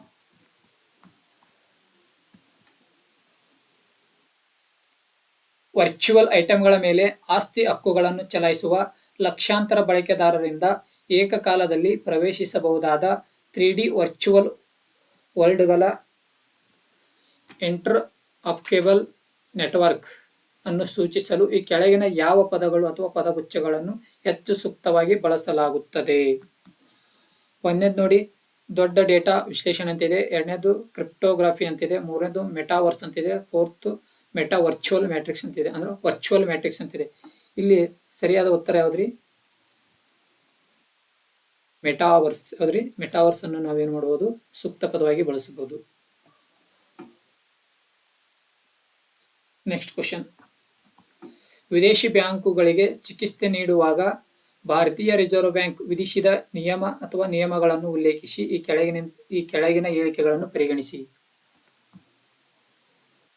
ಭಾರತದಲ್ಲಿ ಸಂಪೂರ್ಣ ಸ್ವಾಮ್ಯದ ಬ್ಯಾಂಕಿಂಗ್ ಅಂಗಸಂಸ್ಥೆಗಳಿಗೆ ಕನಿಷ್ಠ ಬಂಡವಾಳದ ಅವಶ್ಯಕತೆ ಇಲ್ಲ ಅಂತ ಇದೆ. ಹಾಗಾದ್ರೆ ಒಂದನೇ ಹೇಳಿಕೆ ಏನಾಗಿದೆ? ಇದು ತಪ್ಪಾಗಿದೆ. ಎರಡನೇದು ನೋಡಿ, ಭಾರತದಲ್ಲಿ ಸಂಪೂರ್ಣ ಸ್ವಾಮ್ಯದ ಬ್ಯಾಂಕಿಂಗ್ ಅಂಗಸಂಸ್ಥೆಗಳಿಗೆ ಮಂಡಳಿಯ ಸದಸ್ಯರಲ್ಲಿ ಕನಿಷ್ಠ 50% ಏನಿರಬೇಕು? ಭಾರತೀಯ ಪ್ರಜೆಗಳಾಗಿರ್ಬೇಕು ಅಂತಿದೆ. ಎರಡನೇದು ಸರಿಯಾಗಿದೆ, ಹೌದು. ಅಂದ್ರೆ ಸೆಕೆಂಡ್ ಸ್ಟೇಟ್ಮೆಂಟ್ ಕರೆಕ್ಟ್ ಆಯ್ತು ಅಂದ್ರೆ ಫಸ್ಟ್ ಸ್ಟೇಟ್ಮೆಂಟ್ ರಾಂಗ್ ಆಗ್ತದೆ. ಇಲ್ಲಿ ಎರಡು ಮಾತ್ರ ಸರಿ. Next question. ಕಾರ್ಪೊರೇಟ್ ಸಾಮಾಜಿಕ ಜವಾಬ್ದಾರಿ ಆರ್ಥಿಕತೆ ಅಂದ್ರೆ ಇಲ್ಲಿ ಅದಕ್ಕೆ ಸಂಬಂಧಪಟ್ಟಂತ ಕ್ವಶನ್ ಇರ್ತದ. ಭಾರತದಲ್ಲಿ ಕಾರ್ಪೊರೇಟ್ ಸಾಮಾಜಿಕ ಜವಾಬ್ದಾರಿ ನಿಯಮಗಳನ್ನು ಉಲ್ಲೇಖಿಸಿ ಈ ಕೆಳಗಿನ ಹೇಳಿಕೆಗಳನ್ನು ಪರಿಗಣಿಸಿ. ಒಂದನೇ ಸ್ಟೇಟ್ಮೆಂಟ್ ನೋಡಿ, CSR ನಿಯಮಗಳು ಕಂಪನಿಗೆ ನೇರವಾಗಿ ಅಥವಾ ಅದರ ಉದ್ಯೋಗಿಗಳಿಗೆ ಲಾಭದಾಯಕವಾದ ವೆಚ್ಚಗಳನ್ನು CSR ಚಟುವಟಿಕೆಗಳಿಗಾಗಿ ಪರಿಗಣಿಸುವುದಿಲ್ಲ ಎಂದು ನಿರ್ದಿಷ್ಟಪಡಿಸುತ್ತದೆ ಅಂತಿದೆ. ಒಂದನೇ ಸ್ಟೇಟ್ಮೆಂಟ್ ಏನಿದೆ ಕರೆಕ್ಟ್ ಇದೆ. ಅದೇ ರೀತಿ ಎರಡನೇ ಸ್ಟೇಟ್ಮೆಂಟ್ ನೋಡಿ, CSR ನಿಯಮಗಳ CSR ಚಟುವಟಿಕೆಗಳಿಗೆ ಕನಿಷ್ಠ ವೆಚ್ಚವನ್ನು ಸೂಚಿಸುವುದಿಲ್ಲ. ಇದು ತಪ್ಪಿದೆ. ಎರಡನೇ ಸ್ಟೇಟ್ಮೆಂಟ್ ತಪ್ಪಿದೆ. ಅಂದ್ರೆ first option is the correct. Next question ನೋಡಿ, ರೇಡಿಯೋ ಐಸೋಟೋಪ್ ಥರ್ಮೋ ಎಲೆಕ್ಟ್ರಿಕ್ ಜನರೇಟರ್ಗಳ RTGS ಅಂತ ಹೇಳ್ತೀವಲ್ಲ, RTGS ಉಲ್ಲೇಖದೊಂದಿಗೆ ಈ ಕೆಳಗಿನ ಹೇಳಿಕೆಗಳನ್ನು ಪರಿಗಣಿಸಿ. ಒಂದು, RTGಗಳು ಚಿಕಣಿ ವಿದಳನ ರಿಯಾಕ್ಟರ್ಗಳಾಗಿವೆ ಅಂತಿದೆ. ಅದೇ ರೀತಿ ಸೆಕೆಂಡ್ ಸ್ಟೇಟ್ಮೆಂಟ್ ನೋಡಿ, RTGಗಳನ್ನು ಬಾಹ್ಯಾಕಾಶ ನೌಕೆಗಳ ಆನ್ಬೋರ್ಡ್ ವ್ಯವಸ್ಥೆಗಳಿಗೆ ಶಕ್ತಿ ತುಂಬಲು ಬಳಸಲಾಗುತ್ತದೆ. ಥರ್ಡ್ ನೋಡಿ, RTGಗಳು ಪ್ಲುಟೋನಿಯಂ 238 ಅನ್ನು ಬಳಸಬಹುದು. ಇದು ಶಸ್ತ್ರಾಸ್ತ್ರಗಳ ಅಭಿವೃದ್ಧಿಯ ಉಪ ಉತ್ಪನ್ನವಾಗಿದೆ. ಮೇಲೆ ನೀಡಿರುವ ಹೇಳಿಕೆಗಳಲ್ಲಿ ಯಾವುದು ಸರಿಯಾಗಿದೆ ಅಂತಿದೆ. ಇಲ್ಲಿ ನೋಡಿ, ಒಂದನೇದು ಏನಿದೆ ಅಂತಂದ್ರೆ ಇದು ತಪ್ಪಾಗಿದೆ. ಯಾವುದು? RTGಗಳು ಚಿಕಣಿ ವಿದಳನ ರಿಯಾಕ್ಟರ್ಗಳಲ್ಲ, ತಪ್ಪಿದು. ಅದೇ ರೀತಿ RTGಗಳನ್ನು ಬಾಹ್ಯಾಕಾಶ ನೌಕೆಗಳ ಆನ್ಬೋರ್ಡ್ ವ್ಯವಸ್ಥೆಗಳಿಗೆ ಶಕ್ತಿ ತುಂಬಲು ಬಳಸಲಾಗುತ್ತದೆ. ಇದು ಸರಿಯಾಗಿದೆ. ಅದೇ ರೀತಿ RTGಗಳು ಪ್ಲುಟೋನಿಯಂ 238 ಅನ್ನು ಬಳಸಬಹುದು. ಇದು ಶಸ್ತ್ರಾಸ್ತ್ರಗಳ ಅಭಿವೃದ್ಧಿಯ ಉಪ ಉತ್ಪನ್ನವಾಗಿದೆ. ಇದು ಕೂಡ ಸರಿಯಾಗಿದೆ. ಅಂದ್ರೆ ಇಲ್ಲಿ 2, 3 ಸರಿಯಾದ ಉತ್ತರ. Option 2 is the correct. Next question. ಈ ಕೆಳಗಿನ ಹೇಳಿಕೆಗಳನ್ನು ಪರಿಗಣಿಸಿ. ಹೇಳಿಕೆ 1, ದೈತ್ಯ ನಕ್ಷತ್ರಗಳು ಕುಬ್ಜ ನಕ್ಷತ್ರಗಳಿಗಿಂತ ಹೆಚ್ಚು ಕಾಲ ಬದುಕುತ್ತವೆ. ದೈತ್ಯ ನಕ್ಷತ್ರಗಳು ಕುಬ್ಜ ನಕ್ಷತ್ರಗಳಿಗಿಂತ ಹೆಚ್ಚು ಏನಾಗ್ತಾವ ಅಂತಂದ ಬದುಕುತ್ತವೆ ಅಂತ ಇದೆ. ಸ್ಟೇಟ್ಮೆಂಟ್ 2 ನೋಡಿ, ಕುಬ್ಜ ನಕ್ಷತ್ರಗಳಿಗೆ ಹೋಲಿಸಿದರೆ ದೈತ್ಯ ನಕ್ಷತ್ರಗಳ ಪರಮಾಣು ಪ್ರತಿಕ್ರಿಯೆಗಳ ಹೆಚ್ಚಿನ ದರವನ್ನು ಹೊಂದಿವೆ. ಮೇಲಿನ ಹೇಳಿಕೆಗಳನ್ನು ಪರಿಗಣಿಸಿ ಕೆಳಗಿನ ಇವುಗಳಲ್ಲಿ ಯಾವುದು ಸರಿಯಾಗಿವೆ ಅಂತ ನೀವು ಹೇಳಬೇಕು. ಹಾಗಾದ್ರೆ ಇಲ್ಲಿ ನೋಡಿ, ದೈತ್ಯ ನಕ್ಷತ್ರಗಳು ಕುಬ್ಜ ನಕ್ಷತ್ರಗಳಂತೆ ಹೆಚ್ಚು ಕಾಲ ಬದುಕುತ್ತವೆ ಅಂತಿದೆ. ಇಲ್ಲ, ಬದುಕುವುದಿಲ್ಲ. ಇದು ಒಂದನೇ ಸ್ಟೇಟ್ಮೆಂಟ್ ರಾಂಗ್. ಒಂದನೇ ಸ್ಟೇಟ್ಮೆಂಟ್ ಏನಾಯ್ತು? ರಾಂಗ್ ಆಯ್ತು. ಎರಡನೇ ಸ್ಟೇಟ್ಮೆಂಟ್ ಏನಿದೆ? ಕುಬ್ಜ ನಕ್ಷತ್ರಗಳಿಗೆ ಹೋಲಿಸಿದರೆ ದೈತ್ಯ ನಕ್ಷತ್ರಗಳು ಪರಮಾಣು ಪ್ರತಿಕ್ರಿಯೆಗಳ ಹೆಚ್ಚಿನ ದರವನ್ನು ಹೊಂದಿವೆ ಅಂತಿದೆ. ಅಂದ್ರೆ ಎರಡನೇ ಸ್ಟೇಟ್ಮೆಂಟ್ ಏನಾಗ್ತದ? ಇದು ಕರೆಕ್ಟ್ ಆಗ್ತದ. ಇಲ್ಲಿ ನೋಡಿ ಯಾವ್ದೈತಿ? First option wrong. First statement wrong ಇರಬೇಕು, ಎರಡನೇ ಸ್ಟೇಟ್ಮೆಂಟ್ ಕರೆಕ್ಟ್ ಇರಬೇಕು. ಇಲ್ಲಿ ನಾಲ್ಕನೇ ಆಪ್ಷನ್. ಹೇಳಿಕೆ 1 ತಪ್ಪಾಗಿದೆ, ಹೇಳಿಕೆ 2 ಸರಿಯಾಗಿದೆ. ಇದು ಸರಿಯಾದ ಉತ್ತರ. Next question.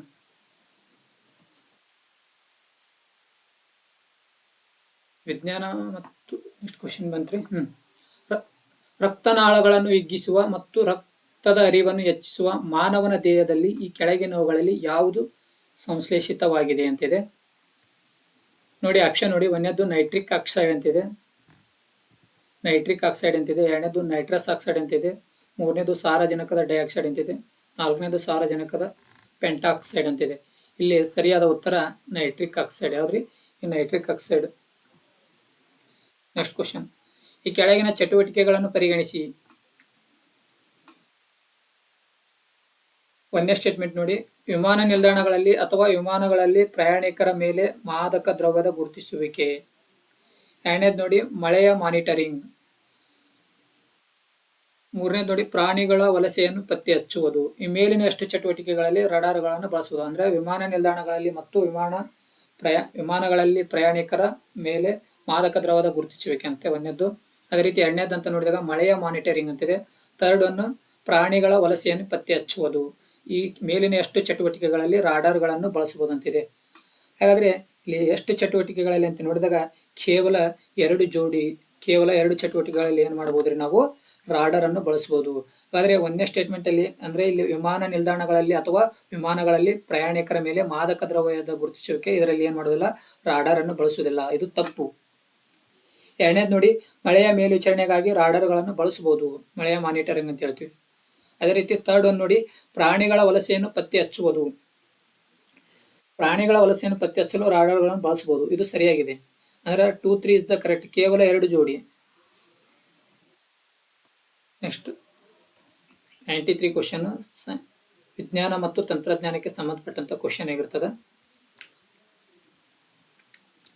ಒಂದನೇದು ನೋಡಿ, ರಾಫೇಲ್ ಅಂತಿದೆ. ಎರಡನೇದು MiG-29 ಅಂತಿದೆ. ಥರ್ಡ್ ಅನ್ನು ತೇಜಸ್ MK1 ಅಂತಿದೆ. ಮೇಲಿನವುಗಳಲ್ಲಿ ಎಷ್ಟು 5ನೇ ತಲೆಮಾರಿನ ಯುದ್ಧ ವಿಮಾನವೆಂದು ಪರಿಗಣಿಸಲಾಗಿದೆ? ನಿಮ್ಗ ಸರ್ ಹೇಳಿರ್ತಾರ, ಶರಣು ಸರ್ ಹೇಳಿರ್ತಾರೆ ನಿಮ್ಗೆ ಆಲ್ರೆಡಿ ಕ್ಲಾಸ್ ಒಳಗಡೆ, ನಿಮ್ಗೆ ಗೊತ್ತಿರುತ್ತೆ. Okay, yes. ಹಾಗಾದ್ರೆ ನೋಡಿ,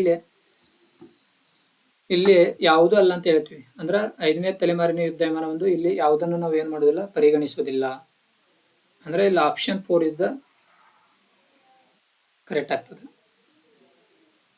ರಫೇಲ್ ಆಗಿರ್ಬೋದು, MiG-29 ಆಗಿರ್ಬೋದು, ತೇಜಸ್ MK ಆಗಿರ್ಬೋದು, ಇವು 5ನೇ ತಲೆಮಾರಿನ ಯುದ್ಧ ವಿಮಾನಗಳನ್ನು ನಾವು ಪರಿಗಣಿಸಲಾಗುವುದಿಲ್ಲ. ಹೌದಲ್ಲ? ಎಸ್. ಹಾಗಾದ್ರೆ 5ನೇ ತಲೆಮಾರಿನ ಯುದ್ಧಗಳು ಅಂತ ನಿಮ್ಗೆ ಗೊತ್ತೈತಿ. ಯಾವ್ಯಾವು? F-22 ಆಗಿರ್ಬೋದು, F-22 ರಾಪ್ಟರ್ ಆಗಿರ್ಬೋದು, F-22 ರಾಪ್ಟರ್ ಮತ್ತು F-35 ಲೈಟ್ನಿಂಗ್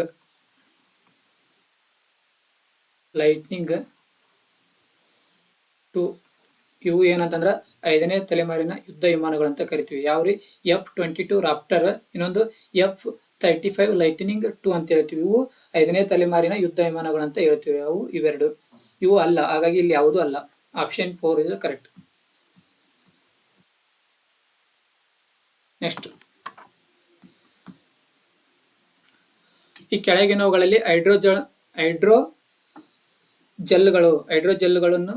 ಬಳಸಲಾಗುತ್ತದೆ. ಈ ಕೆಳಗಿನವುಗಳಲ್ಲಿ ಹೈಡ್ರೋಜೆಲ್ಗಳನ್ನು ಬಳಸಲಾಗುತ್ತದೆ ಅಂತಿದೆ. ಒಂದು ನೋಡಿ, ರೋಗಿಗಳಲ್ಲಿ ನಿಯಂತ್ರಿತ ಔಷಧ ವಿತರಣೆ. 2 ಮೊಬೈಲ್ ಹವಾನಿಯಂತ್ರಣ ವ್ಯವಸ್ಥೆಗಳು.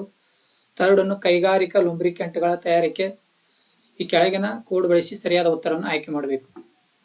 ನೋಡಿ, ಇಲ್ಲಿ 3 ಕೂಡ ಏನ್ ಮಾಡ್ತಾರೆ ಅಂತಂದ್ರೆ ಹೈಡ್ರೋಜೆಲ್ಗಳಲ್ಲಿ ಏನ್ ಮಾಡ್ತಾರೆ ಅಂತಂದ್ರೆ ಇವನ್ ಬಳಸ್ತಾರೆ. ಅವನು ರೋಗಿಗಳಲ್ಲಿ ನಿಯಂತ್ರಿತ ಔಷಧಿ ವಿತರಣೆ ಮಾಡಬೇಕಾದ್ರೂ ಹೈಡ್ರೋಜೆಲ್ಗಳನ್ನು ಬಳಸ್ತಾರೆ. ಅದೇ ರೀತಿ ಮೊಬೈಲ್ ಹವಾಮಾನ ನಿಯಂತ್ರಣಗಳಲ್ಲಿ ಕೂಡ, ಅದೇ ರೀತಿ ಕೈಗಾರಿಕಾ ಲುಂಬ್ರಿಕಂಟ್ ಅಂತ ಹೇಳ್ತೀವಿ, ಇದರಲ್ಲಿ ಕೂಡ ಏನ್ ಮಾಡ್ತಾರೆ ಅಂತಂದ್ರೆ ಈ ಹೈಡ್ರೋಜೆಲ್ಗಳನ್ನು ಬಳಸ್ತಾರೆ.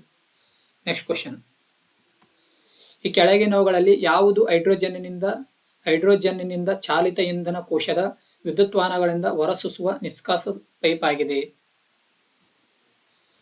ಹೈಡ್ರೋಜನ್ ಪೆರಾಕ್ಸೈಡ್, ಹೈಡ್ರೋನಿಯಂ ಆಮ್ಲಜನಕ, ಆಪ್ಷನ್ 4 ನೀರಾವಿ. ಇಲ್ಲಿ ಸರಿಯಾದ ಉತ್ತರ ವಾಟರ್ ವೇಪರ್, ನೀರಾವಿ ಅಂತ ಹೇಳ್ತೀವಿ. ಯಾವ್ದ್ರಿ?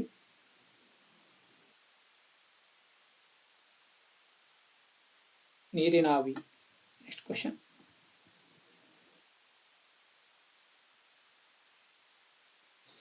ಇತ್ತೀಚೆಗೆ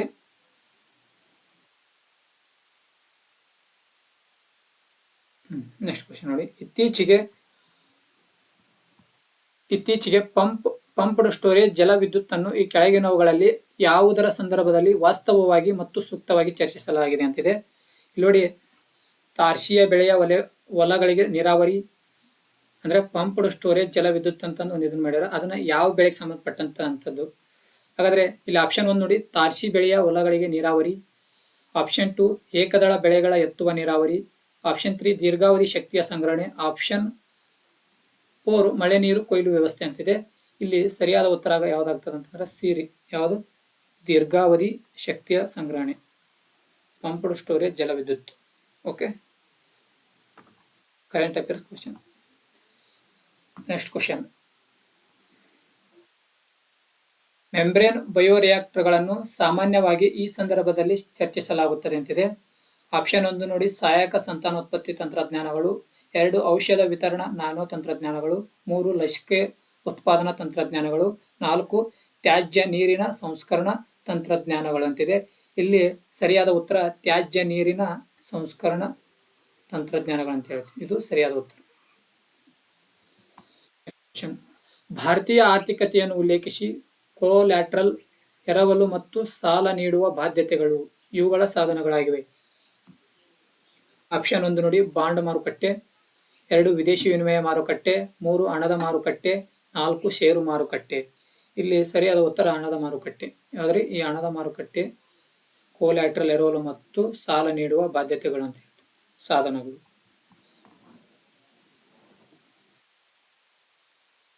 ಎಸ್, ಇಲ್ಲಿಗೆ 100 ಕ್ವಶನ್ಸ್ ಮುಗಿದು. ವಿಡಿಯೋ ಇಷ್ಟ ಆಗಿದ್ರೆ ನಿಮ್ಮ ಫ್ರೆಂಡ್ಸಿಗೆ ಶೇರ್ ಮಾಡಿ. ಇದು ನೋಡಿ, ಎಲ್ಲ ಇಂಗ್ಲೀಷ್ ಮೀಡಿಯಮಲ್ಲಿ ಇರುತ್ತೆ ಕ್ವಶನ್ ಪೇಪರು. ಬಟ್ ನಾವೇನು ಮಾಡಿವಿ ಅಂತಂದ್ರೆ ಕನ್ನಡದಲ್ಲಿ ಟ್ರಾನ್ಸ್ಲೇಟ್ ಮಾಡಿ ಇದನ್ನು ನಿಮ್ಮ ಮುಂದೆ ಎಕ್ಸ್ಪ್ಲೇನ್ ಮಾಡಿರ್ತೀವಿ. ಬಟ್ ಏನಾದರೂ ಮಿಸ್ಟೇಕ್ ಆಗಿದ್ರೆ ಕಮೆಂಟ್ಸ್ ಮಾಡಿರಿ. ಏನೋ ಹೊಸ ಪ್ರಯತ್ನ ಮಾಡೀವಿ.